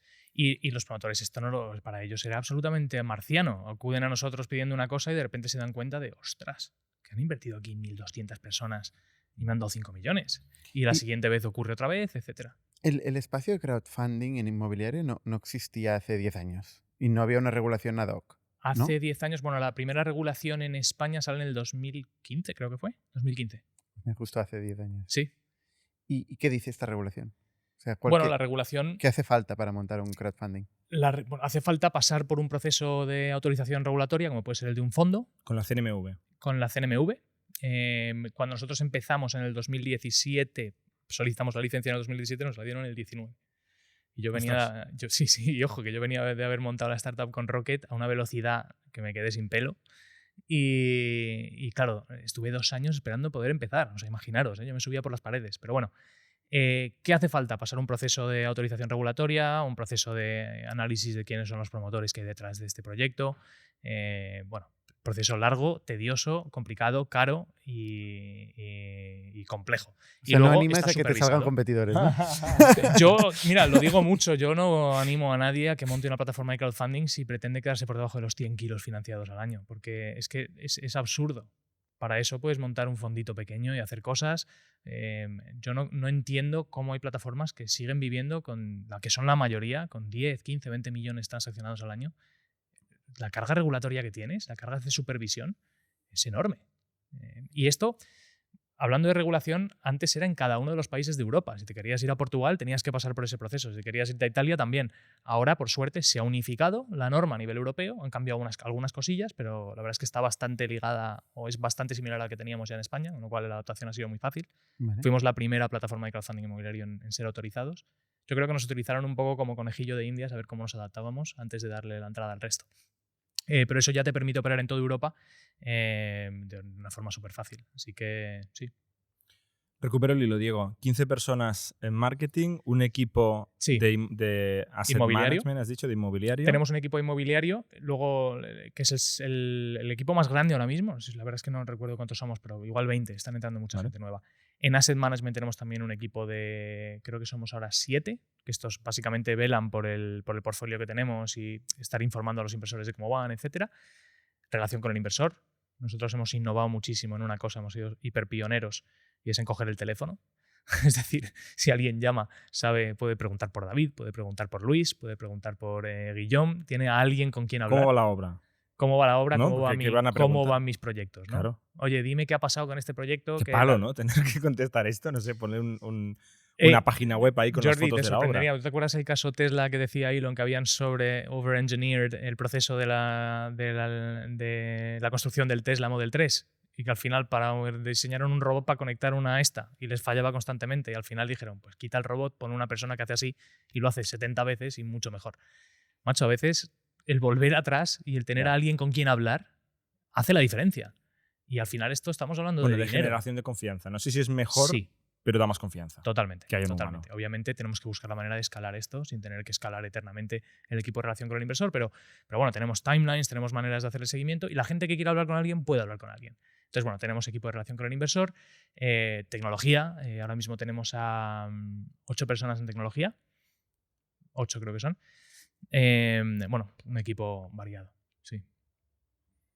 Vale. Oye, ¿podemos hablar del sector de construcción en España? ¿Y qué está pasando? Hay un gran problema de vivienda. Sí. ¿No? O sea, parece ser que es obvio que haría falta más activos disponibles para vivienda, ¿no? Sí. Sin embargo, no hay tanta construcción como había, ¿no? Mucha menos. ¿Por qué? Pues buen punto. ¿Por qué? Bueno, o sea, podemos irnos a remontarnos a la prehistoria o hablar un poco desde el punto de destrucción total del sector en el 2008-2009 y luego pues cómo ha ido retomando, ¿no? Pero básicamente te llevas por delante a todo el sector promotor, constructor del país y en España, como siempre, hacemos las cosas tarde y lento, pero luego a lo bestia, ¿no? Entonces, en Estados Unidos, yo que venía de Miami, que fue el epicentro de la crisis, bueno, Miami y Las Vegas, fueron el epicentro de la crisis inmobiliaria del 2006-2007 y me vine a España a vivir mejor porque eso era un desastre, ¿no? Y cayó la bomba atómica aquí también. Pero bueno, en Estados Unidos, en Miami precisamente, hubo caídas del 50% en 12 meses, pero luego se recuperó mucho antes, es un mercado mucho más dinámico. Aquí estuvimos en el desierto y en el barro durante 10 años, básicamente, ¿no? Entonces, te cargas un poco o por completo el sector. Con lo cual, los que se quedan son los good actors, como aquel que dice, ¿no? Y te llevas por delante a los que no funcionaban bien. Y eso no se ha reactivado nunca. Es decir, ahora hay obviamente más promotoras, se está construyendo más que en los años peores de la crisis inmobiliaria, pero no hemos vuelto nunca a esos niveles, porque también han cambiado las reglas del juego. Y claro, lo que hacíamos el antes, mercado es más o menos inteligente y huele oportunidad. Sí. Entonces, llegarán nuevos actores si el mercado funciona. ¿Por qué no han llegado más actores? Mira, no han llegado más porque la promoción inmobiliaria en el país es muy complicada. ¿Cuál es la materia prima de un promotor? El suelo. Y el suelo en nuestro país requiere de unos plazos para poder empezar a construir. O sea, si tú tienes que invertir en materia prima, que es comprar suelo y buscar lo que se llama desarrollo de suelo. Tú compras un suelo, planteas un proyecto a las entidades públicas de esa zona ayuntamiento, y te tienen que dar una licencia para que sea suelo urbano, luego tienes que urbanizar. Estos son plazos que se pueden ir a 10, 15 años. Entonces, si tú tienes esa contracción hace 10 años precisamente, y los promotores que salen nuevos son promotoras hiperprofesionales, las grandes me refiero, hiperprofesionales, que son entidades más de gestión y financieras que promotoras clásicas de estas que tenían suelo, iban desarrollándolo y tienen un suelo desde hace 20 años que ahora van a recalificar. Eso ya prácticamente no existe. Entonces, hay poco suelo, no se está invirtiendo en suelo. Hay poco suelo, suelo hay el que hay. Hay suelo físicamente en el país, ¿no? Tú vuelas y ves un montón de suelo, pero cuando me refiero a que hay poco suelo urbanizable. No hay suficientes promotoras invirtiendo en desarrollar suelo para poder construir dentro de 5 o 6 años. ¿Pero porque las leyes no lo permiten? Porque las leyes lo hacen lento. Porque lo hacen lento. Y porque las promotoras no quieren enterrar, válgase la redundancia, el dinero en un suelo que va a tardar 10 años en recalificarse para poder moverlo. ¿Y por qué tarda 10 años en recalificarse en suelo? Pues eso habría que preguntárselo a los ayuntamientos y a las leyes de nuestro país, ¿no? Hombre, entonces, eso en los electoralmente inicios. es más rentable decir que van a obligar a bajar los precios de alquiler claro. porque sí. Y no. Es muy fácil todo eso, pero si no construimos cosas... Haz un poco de abogado del diablo e intenta ponerte en la piel de un ayuntamiento. ¿Por qué no recalifican más suelo? ¿Qué incentivos o muy qué difícil, intereses ¿no? pueden tener? Rol. Pues a ver, la pregunta es siempre, se podría alegar, o si yo estuviera en sus zapatos probablemente pensaría, pues no tenemos recursos. No tenemos recursos suficientes a nivel técnico para... Cobras un interés por un impuesto por la recalificación y ahí tienes recursos. ¿Qué se está haciendo en algunas zonas para dar licencias de construcción antes? Pues utilizar entidades públicas que son las ECLUs, que en vez de ir al ayuntamiento con mi proyecto y usted apruébemelo, que tardan 12, 18, 24 meses en algunos sitios, se lo llevas a una entidad privada que está homologada y ellos te hacen el check. Y lo que antes se tardaba 18 meses, ahora se hacen 2. Pero eso es para construir edificios, no para recalificar suelos. Antes también había el maletín. Había un maletín. Eso parece que también se hacía. Sí. Yo, como no vengo del mundo inmobiliario, la verdad es que no los he visto ni los veré, por suerte. Pero bueno. No, pero ¿qué razones tienen para no estar recalificando más? Pues que, número uno, tampoco tienen tantos proyectos. Es una razón política. Los promotores no se están metiendo tampoco a comprar suelos no urbanos. Claro, eso es un bucle, ¿no? Esto es correcto. Es la pescadilla que se muerde la cola. Y tenemos un problema. O sea, a mí cuando me dicen ¿qué va a pasar con la vivienda? Claro, igual se da la vuelta al mercado y os pilla invertidos. Y digo, es que esto no va a pasar en los próximos 3-5 años. ¿Pero cómo lo puedes saber? Esto no lo sabía nadie en el 2006. Oiga, en el 2006 sabíamos todos que esto estaba hiperinflado. Ahora mismo no se construye lo suficiente. Hacen falta en España 110, 120.000 viviendas nuevas al año. Estamos construyendo 70, 80.000. Y esto de forma sostenida. Todos los años el problema se hace peor.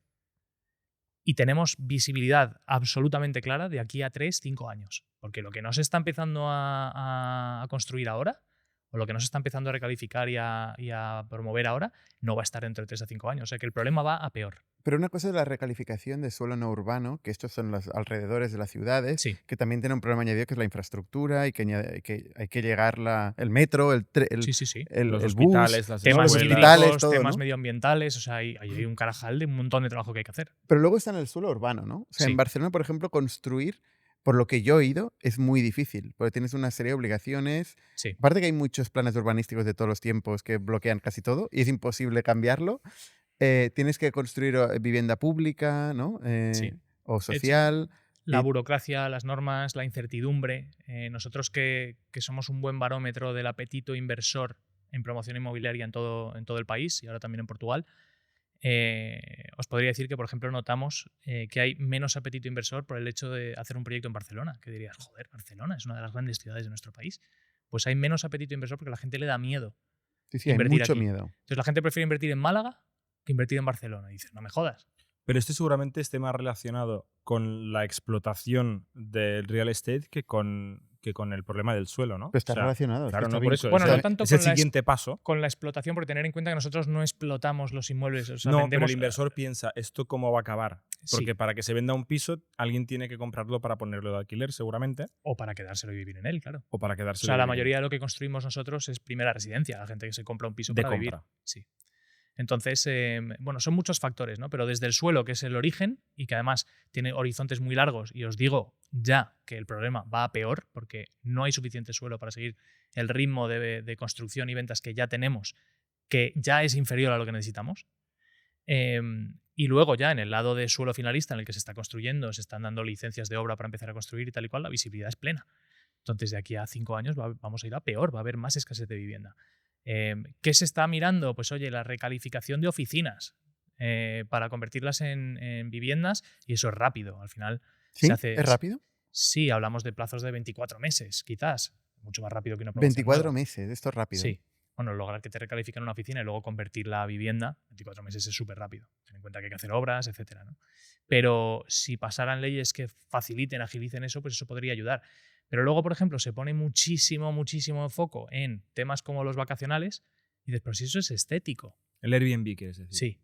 Dices, joder, sí, el sol, todos los pisos que hay en la Puerta del Sol y alrededores en el centro de Madrid están en Airbnb. Bueno, ya, pero es que eso es... El problema no está ahí, el problema está en que no hay vivienda en Getafe. Bueno, esto es un problema, pero no es el problema. Sí, es decir, Y no es vale, un problema estético, es un problema de convivencia que se puede gestionar y se tiene que gestionar. Lo que no se puede es Sí. bloquear totalmente. Pero sí. precisamente la única forma de gestionarlo es que esto es increíble Es porque construyendo. es una falacia. No, es utilizando una oferta granular. O sea, tú puedes, vía Airbnb, puedes repartir el turismo en el territorio. Puedes dar las licencias en el barrio que quieras. Sin Ujú. embargo, los hoteles están todos en el centro. ¿Sabes? No va a abrir un hotel en las afueras de la ciudad. Entonces aquí lo que hay es un lobby muy fuerte del mundo hotelero que no le gusta el Airbnb y venga y venga y venga. Esta es mi opinión, ¿eh? Pero yo Y qué sé. No conozco. y es el clásico, en inglés lo dicen el scapegoat. Es fácil apuntar y decir, es que fíjate, Todo es culpa de se están Airbnb. cargando los barrios, es de culpa de los golpes, Airbnb. esto Pero en castellano se dice el asno de los golpes. Ah, sí, En pues catalán ese. es así, las dels cops. el asno de los golpes. No creo que se diga así. Ese es. Pero al final es muy fácil apuntar ahí, como en otros ámbitos políticos también, apuntar a la inmigración. Es que la inmigración nos quita los trabajos. Oiga, ¿sabes Lo usted fácil. lo que estaba Siempre diciendo? se Es van a lo fácil, ¿no? lo que la gente sigue y se Así apunta al es. linchamiento. Entonces, bueno, es un problema complejo que además tiene un montón de componentes, empezando desde el suelo y siguiendo desde las promociones directamente. Y los precios suben porque. Sin embargo, la porque gente no sube ve todo, algo aún más fácil de entender, que es que para que baje el precio tiene que haber más vivienda. sin lugar a dudas. Y esto no lo ve nadie. Pero es que esto es, vamos, lo entiende cualquiera que se lo expliques. Es que yo estudié economía. El primero de economía te enseñan supply and demand. Claro. Si hay Sí. más oferta que demanda, normalmente los precios bajan. Véase 2007. Si hay más demanda Ya, que oferta, pero mal los precios ejemplo, porque tienden la a subir. gente dice 2007, problema. Problemón, claro. Si es que lo que Entonces, tiene que ahora haber es un tiene que haber más equilibrio supply, en un pero no mercado. tanto. El sector Y no cualquier inmobiliario, precio. el sector inmobiliario no debe estar desequilibrado. No debe tener el desequilibrio que tiene mi marketplace, precisamente, que tiene más demanda que oferta. Pero hay El un sector problema de- inmobiliario debe ser un sector equilibrado donde haya pues una oferta y una demanda que esté más o menos macheada. Hay el doble problema de la construcción y luego la explotación en alquiler permanente Mm. que no se está incentivando. Porque controlan el precio, porque regulan periodos muy largos de tal, luego cuando la gente no paga no lo persiguen. O sea, Sí. no te dan las garantías para que una persona que tiene un activo lo ponga en alquiler permanente. ¿Y qué pasa? Desaparece. Yo conozco mucha gente que tiene pisos vacíos. Pero, Y cada vez pero más. Bernat, ¿por qué? Porque se demoniza al no, el tenedor de activos, este es Claro. un especulador. Pero, señor, es que si no hay gente que invierta, si lo que necesitamos es más pisos en alquiler, ¿verdad? Bueno, pues hay dos vías. Que sean inversores privados que compren, inviertan y pongan en alquiler para solucionar ese problema. O dos, que sean las entidades públicas que construyan vivienda y la pongan en carga y la hagan en alquiler. ¿Qué pasa? Que los modelos de construcción de protección y públicos no funcionan porque están pidiendo en muchos casos que construyas gratis. Claro. Entonces vosotros vais a poneros a hacer una labor de construir, de dedicarle a vuestra gente todo a cambio de no ganar ni un solo euro, no poder cubrir los costes de tu propio equipo, es que no tiene sentido, ¿no? Entonces ahí es difícil, es difícil. ¿Y por qué no lo hace, por ejemplo, el propio ayuntamiento? Dice, oye, Bueno, hay tiene mucho ayuntamientos suelo el ayuntamiento, ¿por qué no construye vivienda? Oye, que se espabilen. Bueno, pues es un argumento, podría ser. Pero los ayuntamientos, que yo sepa, no deberían estar dedicados a promover y a construir. No, pero Sí dentro de tienen su que propia solucionar línea los argumental, problemas, o sea, sí. ¿no? Dices, Sí. ¿por qué no lo hacen? O sea, ellos mismos no confían en su capacidad de gestión. Bueno, La porque gente sube no ve todo, algo aún más fácil de entender, que es que para que baje el precio tiene que haber más vivienda. sin lugar a dudas. Y esto no lo ve nadie. Pero es que esto es, vamos, lo entiende cualquiera que se lo expliques. Es que yo estudié economía. El primero de economía te enseñan supply and demand. Claro. Si hay Sí. más oferta que demanda, normalmente los precios bajan. Véase 2007. Si hay más demanda que Ya, oferta, pero mal los precios ejemplo, porque tienden la a gente subir. dice 2007, problema. Problemón, claro. Si es que lo que Entonces, tiene que ahora haber es un más equilibrio supply, en un pero no mercado. tanto. El sector Y no a cualquier inmobiliario, precio. el sector inmobiliario no debe estar desequilibrado. No debe tener el desequilibrio que tiene mi marketplace, precisamente, que tiene más demanda que oferta. Pero hay El un sector problema de- inmobiliario debe ser un sector equilibrado donde haya pues una oferta y una demanda que esté más o menos macheada. Hay el doble problema de la construcción y luego la explotación en alquiler permanente Mm, que no se está incentivando. Porque correcto. controlan el precio, porque regulan periodos muy largos de tal, luego cuando la gente no paga no lo persiguen. O sea, Sí. no te dan las garantías para que una persona que tiene un activo lo ponga en alquiler permanente. ¿Y qué pasa? Desaparece. Yo conozco mucha gente que tiene pisos vacíos. Pero, Y cada vez pero más. Bernat, ¿por qué? Porque se demoniza al no, el tenedor de activos, este es Claro. un especulador. Pero, señor, es que si no hay gente que invierta, si lo que necesitamos es más pisos en alquiler, ¿verdad? Bueno, pues hay dos vías. Que sean inversores privados que compren, inviertan y pongan en alquiler para solucionar ese problema. O dos, que sean las entidades públicas que construyan vivienda y la pongan en carga y la hagan en alquiler. ¿Qué pasa? Que los modelos de construcción de protección y públicos no funcionan porque están pidiendo en muchos casos que construyas gratis. Claro. Entonces vosotros vais a poneros a hacer una labor de construir, de dedicarle a vuestra gente todo a cambio de no ganar ni un solo euro, no poder cubrir los costes de tu propio equipo, es que no tiene sentido, ¿no? Entonces ahí es difícil, es difícil. ¿Y por qué? Sí. Yo hice un deck Hmm, para el propietario del piso donde vivo fíjate. para que me aceptara. ¿sabes? Sí, El está, podcast, está este complicado. podcast. Está complicado y desgraciadamente no os voy a dar ninguna buena noticia en esto porque lo que vemos es que va a ir a peor en los próximos años, ¿no? Entonces, y no hay un quick fix porque esto es un mercado en el que tú tocas uno de los variables y no ves el resultado rápidamente. Los ciclos son largos. Entonces, si empiezas desde el punto más incipiente, que es el suelo, y llegas hasta entregar un piso con la llave así en la manita, ahí hay un ciclo larguísimo. Entonces tú puedes empezar a tocar por aquí, pero no vas a ver los resultados hasta dentro de mucho. Oye, ¿nos puedes hacer un tour rápido en la fiscalidad de la inversión inmobiliaria en vuestro caso? Sí. A ver, la fiscalidad depende del producto. En proyectos de equity, empecemos por el clásico Urbanitae, la fiscalidad es como invertir en una startup, por ejemplo. ¿Es una SL? Sí. Dices? O sea, literalmente Sí. hay una SL que pone calle Pujadas número 100. Sí. O sea, nosotros la manera que tenemos de encapsular los riesgos de todos los proyectos, yo no le doy el dinero nunca al promotor. Le doy el dinero a un vehículo que encapsula ese riesgo. Y ese vehículo lo que tiene es el activo inmobiliario y los inversores que hemos invertido en El él. terreno. Eso es. El terreno o el edificio, Y si lo vamos que a sea, reformar sí, o lo que sea, ¿no? Entonces, esa SL es una SL de nueva creación. Si tú inviertes como particular, pues tienes la rentabilidad que te genere en las plusvalías, que tributa al 21%. Si inviertes como persona jurídica y tienes más de un 5% de ese vehículo, las plusvalías están exentas de tributar. Con lo cual es una rentabilidad 95% muy buena. exentas. En el 95%, eso es. En deuda, pues las rentabilidades que te Pero un generan... momento. Sí. Es que esto es un poco incompatible con el crowdfunding. ¿Por qué? Porque en principio hay muchos inversores. Tener Sí. el 5% es muy difícil. Claro, tener el 5% es... Tener el 5% es difícil dependiendo del tamaño de los proyectos, del equity total. Hay proyectos de equity total que igual son 2 millones de equity y hay gente que tiene capacidad para... 100.000 euros. Sí. Nosotros Mínimo tenemos... 100.000 euros. Y en segundos meten 100.000 euros. Llegan. O sea, yo estoy ahí, ¿qué es una Sí. transferencia o...? Tienes que transferir el dinero a tu wallet de la Antes, entidad de pagos. tengo eso que haber es, metido tenerlo 100.000 disponible. euros, que es una pasta. Sí. Ahora os cuento y la estar ahí dinámica del haciendo inversor. refresh para que desaparezcan 100.000 euros de mi wallet. No ¿Y está mal. vosotros ayudáis o sea, dónde está el threshold, o sea, Ese 5%. el límite del 5%? Porque cambia totalmente la operación. Sí.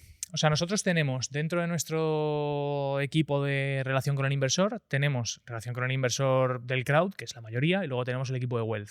Entonces nosotros tenemos familias, tenemos gente que invierte de forma profesional y que bueno, pues que llaman, hablan con nuestra gente y te preguntan, oye, quiero invertir en este ticket, habéis publicado una cosa en Málaga, me gusta, quiero meter 500.000 euros.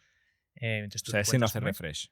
Ese hace refresh. ¿También? También. Pero no, el equipo de Wealth También, no se lo gestiona. con la excepción, y ahora os cuento un poco de a dónde va Urbanitae y dónde estamos, pero bueno, nosotros al final montamos esto para el inversor retail y curiosamente, y esto yo no lo esperaba nunca, nos empezó a llegar también ya con el tiempo inversor más institucional, más profesional, ¿no? Y eso se traduce a con más capital para invertir. Entonces, Acabaréis montando una Socimi. ¿eh? bueno, no una Socimi, pero algo similar. Al final lo que nos ha ocurrido es también la regulación europea te marca un tope de hasta 5 millones de euros por proyecto para el crowd.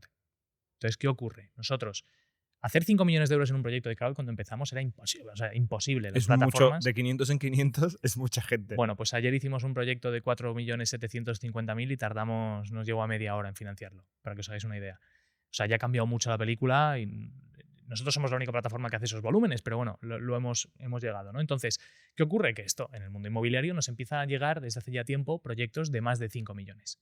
Proyectazos de más de 5 millones y dices, joder, no me voy a dejar este proyecto encima de la mesa porque solo puede hacer 5 millones. Entonces nosotros tenemos el equipo de Wealth, llama a inversores, les dice, oye, con Urbanitae, con el crowd vamos a hacer 5 millones de este proyecto y vamos a ayudar al promotor a encontrar los acompañantes que aporten el resto. Bueno, pues eso, que lo hemos hecho por amor al arte, porque queríamos poder hacer ese proyecto de 5 millones con el crowd, vamos a empezar a organizarnos desde el grupo Urbanitae como grupo inversor y el crowd hará esos 5 millones y el grupo inversor tendrá pues esos mandatos, esas relaciones con fondos de inversión, con family offices para poder hacer tickets más grandes. Y conceptualmente, de aquí a cierre del 27, que es el plan estratégico que tenemos a 3 años, nos vamos a convertir en la plataforma de inversión inmobiliaria más importante de España y probablemente de Europa, ¿no? ¿Qué volumen tienes planificado para 27? Unos 1.000 millones de euros en inversión al año. O sea, más o menos. de 400 que estáis De ahora. 400 que apuntamos para hacer el año. Este año vamos a cerrar con unos 230. Ah, 230, perdón. Sí. O sea, 400 5 era veces acumulado. el año que viene. Sí. No, 5 No, el año veces que viene en no. 3 años. en 3 años. Al O 27. sea, 25, 26 y 27. Sí, o sea, el de negocio, 200 y pico a 1.000. Eso es. Con el negocio de crowd, yo estimo que podemos seguir doblando los volúmenes o haciendo un 80% de year over year growth sin mucho lío. Estamos abriendo mercados también. Estamos entrando en Italia y en Francia. En Portugal hemos entrado y hemos arrasado. Tenemos el 90% del mercado ahí. Aquí en España tenemos también casi el 70%. Pero bueno, estamos Del lanzando... mercado de crowdfunding inmobiliario. Sí. Y prácticamente del crowd, porque en el crowdfunding, las plataformas de crowdfunding a pymes se han quedado totalmente flat. Esto es están como, creciendo. depende cómo defines la categoría tuya de mercado, ¿no? Si la cota es mucho lo tuyo, Sí. eres el 100%. Esto es lo de, Bueno, oye, lo hay de otras Jeff plataformas. Bezos. Hay otras Jeff plataformas. Bezos diciendo que él no calcula el market share en e-commerce, calcula el market share en retail para no ser un monopolio. Ya. Sí. Tú haces lo opuesto. Bueno, nosotros al final, Dices que eres un en monopolio, nuestra significa que no lo categoría, eres. correcto, en nuestra categoría de crowdfunding para invertir, o sea, si metemos, por ejemplo, crowdfunding benéfico, pues oiga, no sé cuánto hacen en las No, pero en la campañas de- promoción inmobiliaria, ¿qué podéis ser? Ahora mismo en España, Hmm. más del 70%. No, en la No, promoción entera. Ah, promoción vale. inmobiliaria. Mira, en la promoción inmobiliaria, Sin páginas web. financiación alternativa para el sector promotor, es decir, donde están los fondos, donde están, bueno, y no alternativa, también incluyendo los bancos, perdón, financiación vía deuda al sector promotor, son unos 12.000 millones al año en España. Vale. De los cuales la financiación alternativa está alrededor del 20%, pero está creciendo todos los años porque la banca se va acotando. Entonces nosotros tenemos un market share pequeño, de 2.000, 3.000 millones que se hacen financiación alternativa, este año hemos hecho 200 y pico. O sea que No, hombre, tenemos ahí- 200 y pico no, porque esto es vuestro GMV. Es del 100%. es nuestro GMV, correcto. O sea, Pero no hablo de puede- GMV, entonces solo hablo de hacéis deuda. dinero financiado. De deuda. Sí, pregunta, perdón, a ver. tienes toda la razón. La mitad es deuda, la otra mitad es equity. O sea que Vale, la deuda total, tienes toda la razón. De los 2.000, 3.000 que se hacen al año en financiación vía deuda alternativa, hemos hecho 100 y la mitad, 120. Vale. O sea que todavía nos queda un margen de crecimiento brutal.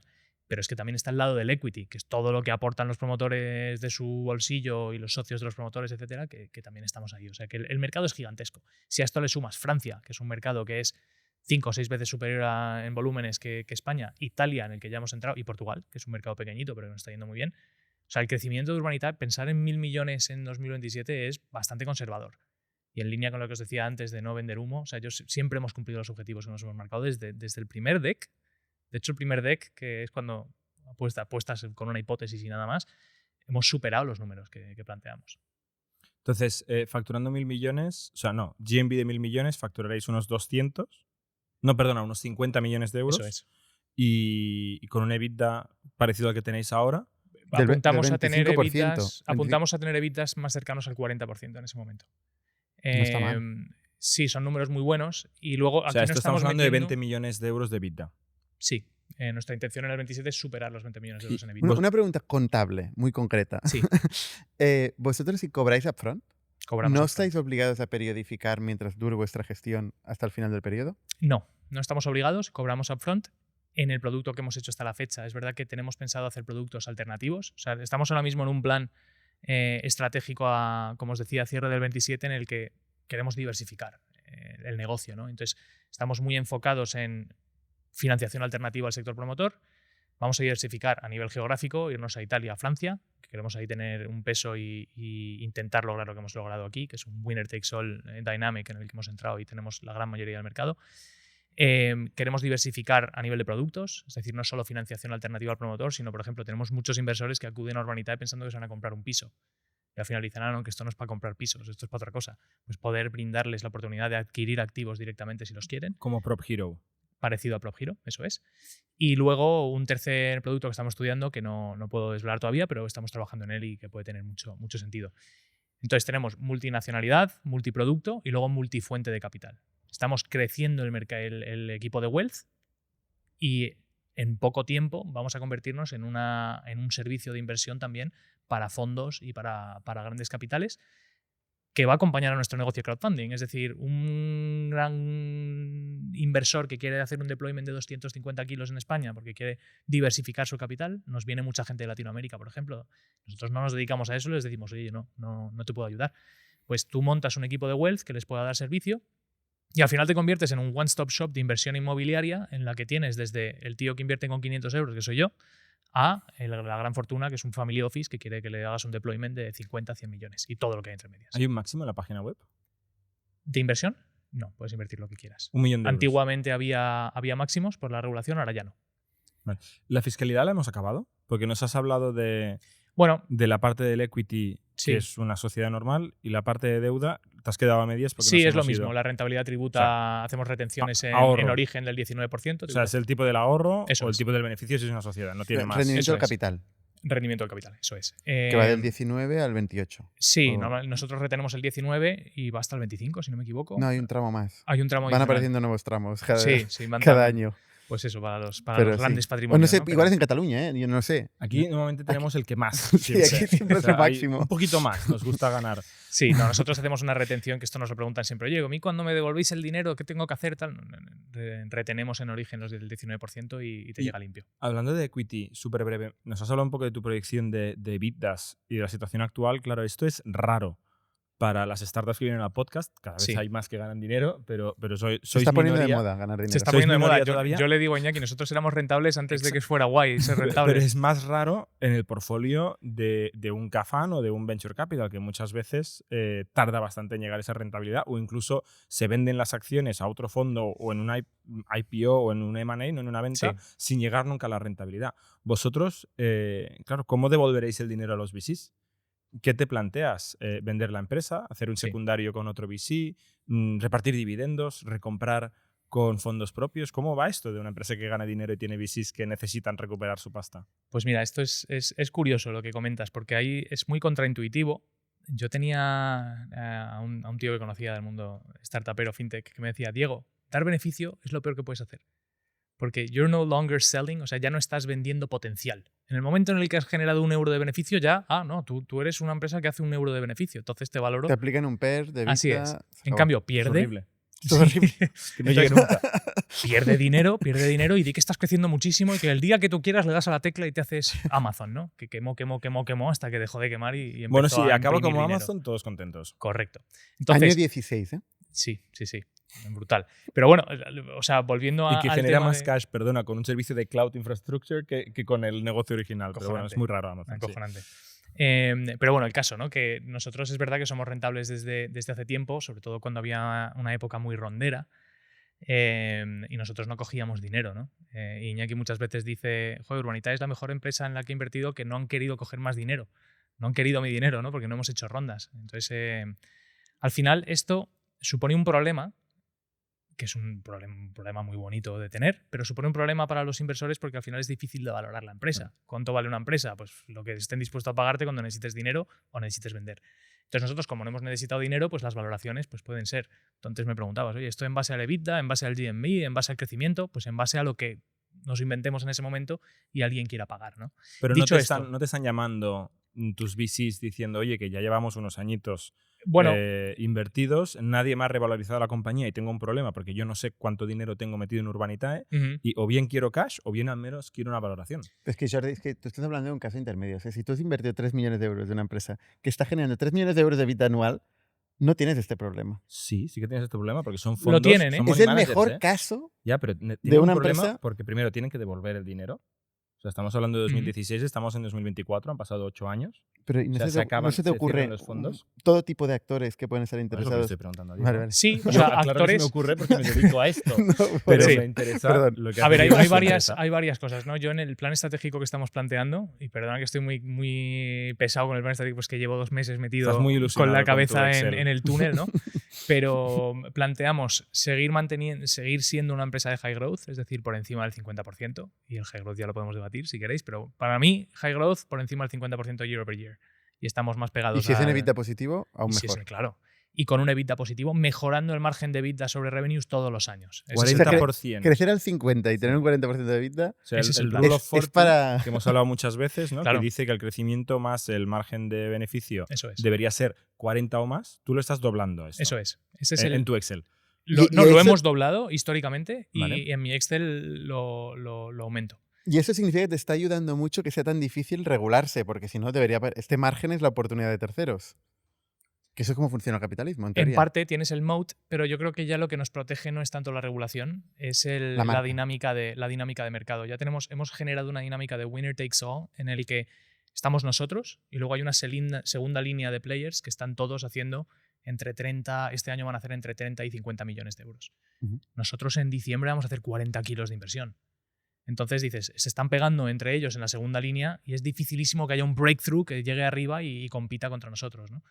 Y si eso lo logramos replicar, que lo hemos hecho en Portugal, lo logramos replicar en Francia y en Italia, es game over. O sea, al final es muy difícil competir contra un marketplace que tiene tanta potencia, ¿no? Entonces, volviendo a la salida. Esto un día, cuando Urbanitae sea muy grande, van a sacar este clip y te van a crujir, ¿eh? No, joder, esperemos que ese día, yo qué sé, ya Bueno, es veremos, un buen ¿no? problema tener. Es un buen problema, ya No te veremos. preocupes.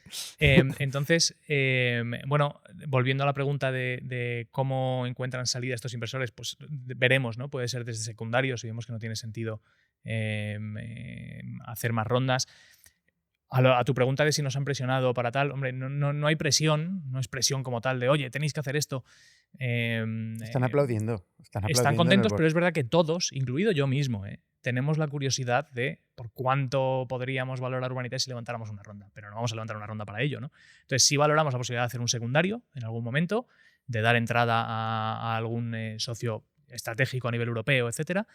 Y luego, de cara al posible exit, pues en el 2027 veremos. Pero yo me he marcado el plan al 27 porque es el ciclo natural de un fondo. Al final invirtieron en el 17 y lo suyo es que para el 27 tengan ya visibilidad de salida.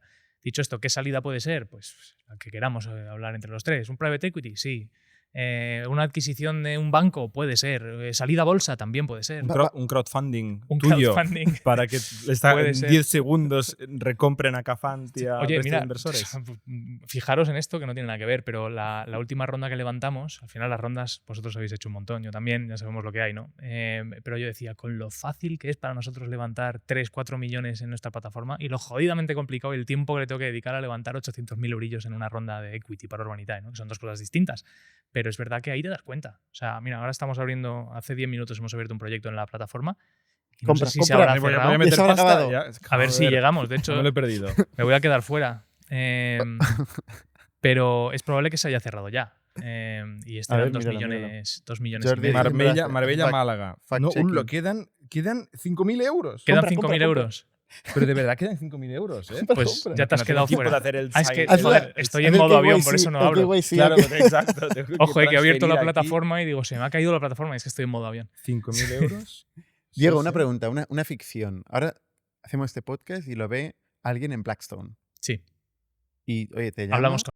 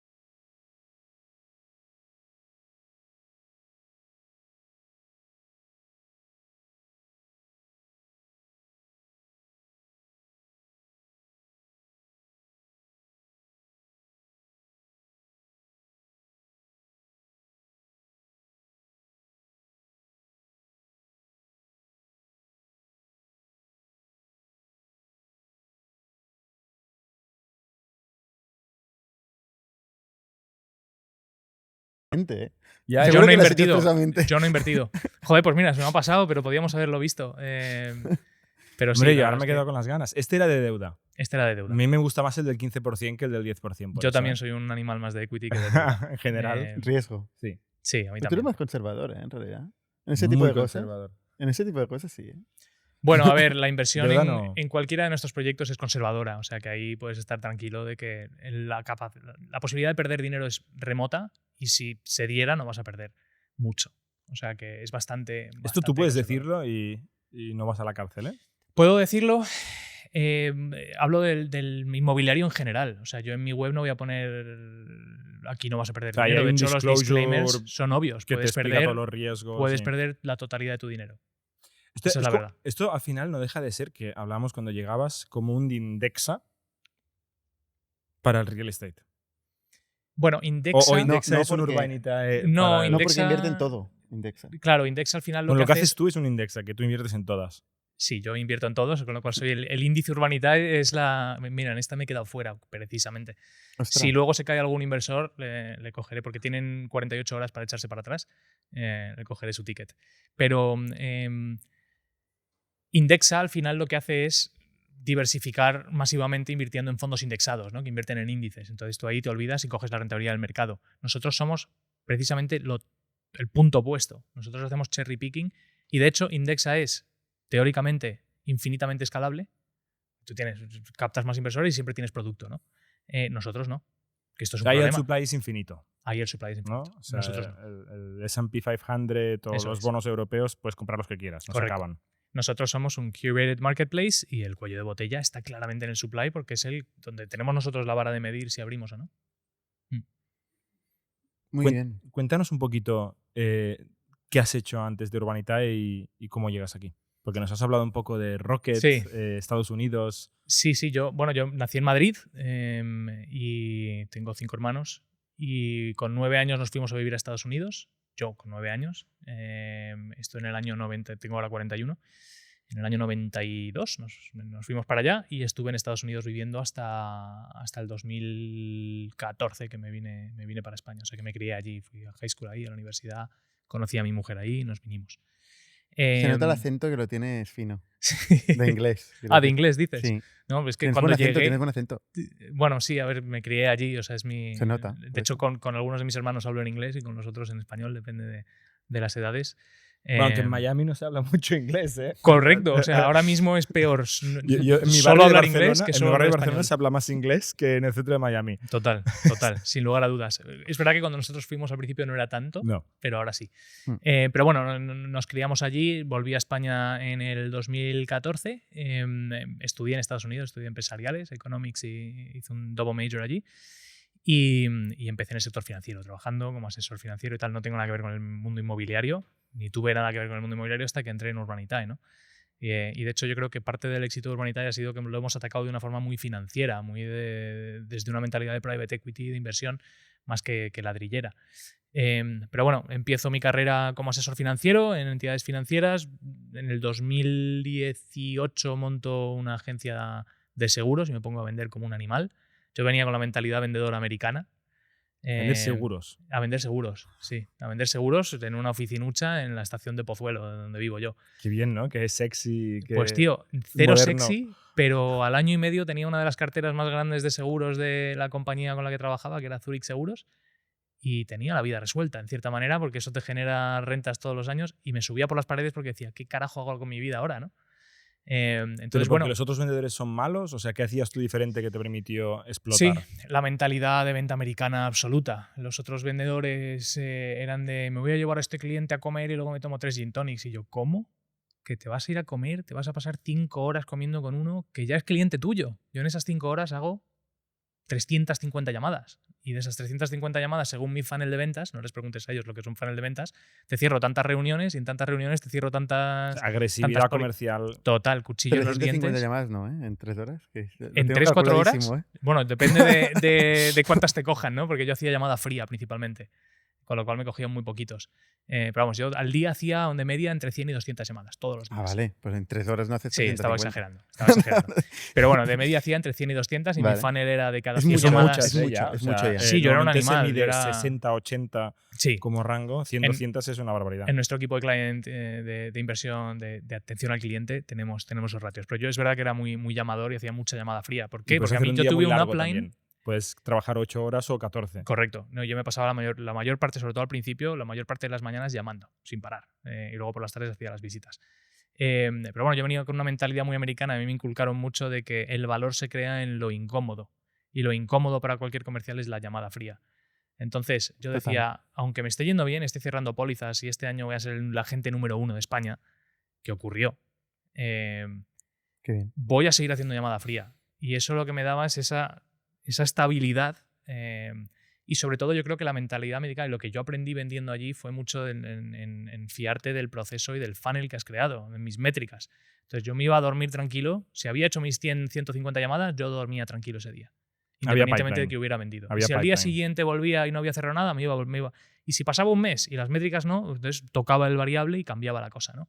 Pero yo veo que la gente de ventas en España se quema muchísimo y las ventas primero están denostadas, o estaban. Yo creo que está cambiando Están un poco. todavía. Sí.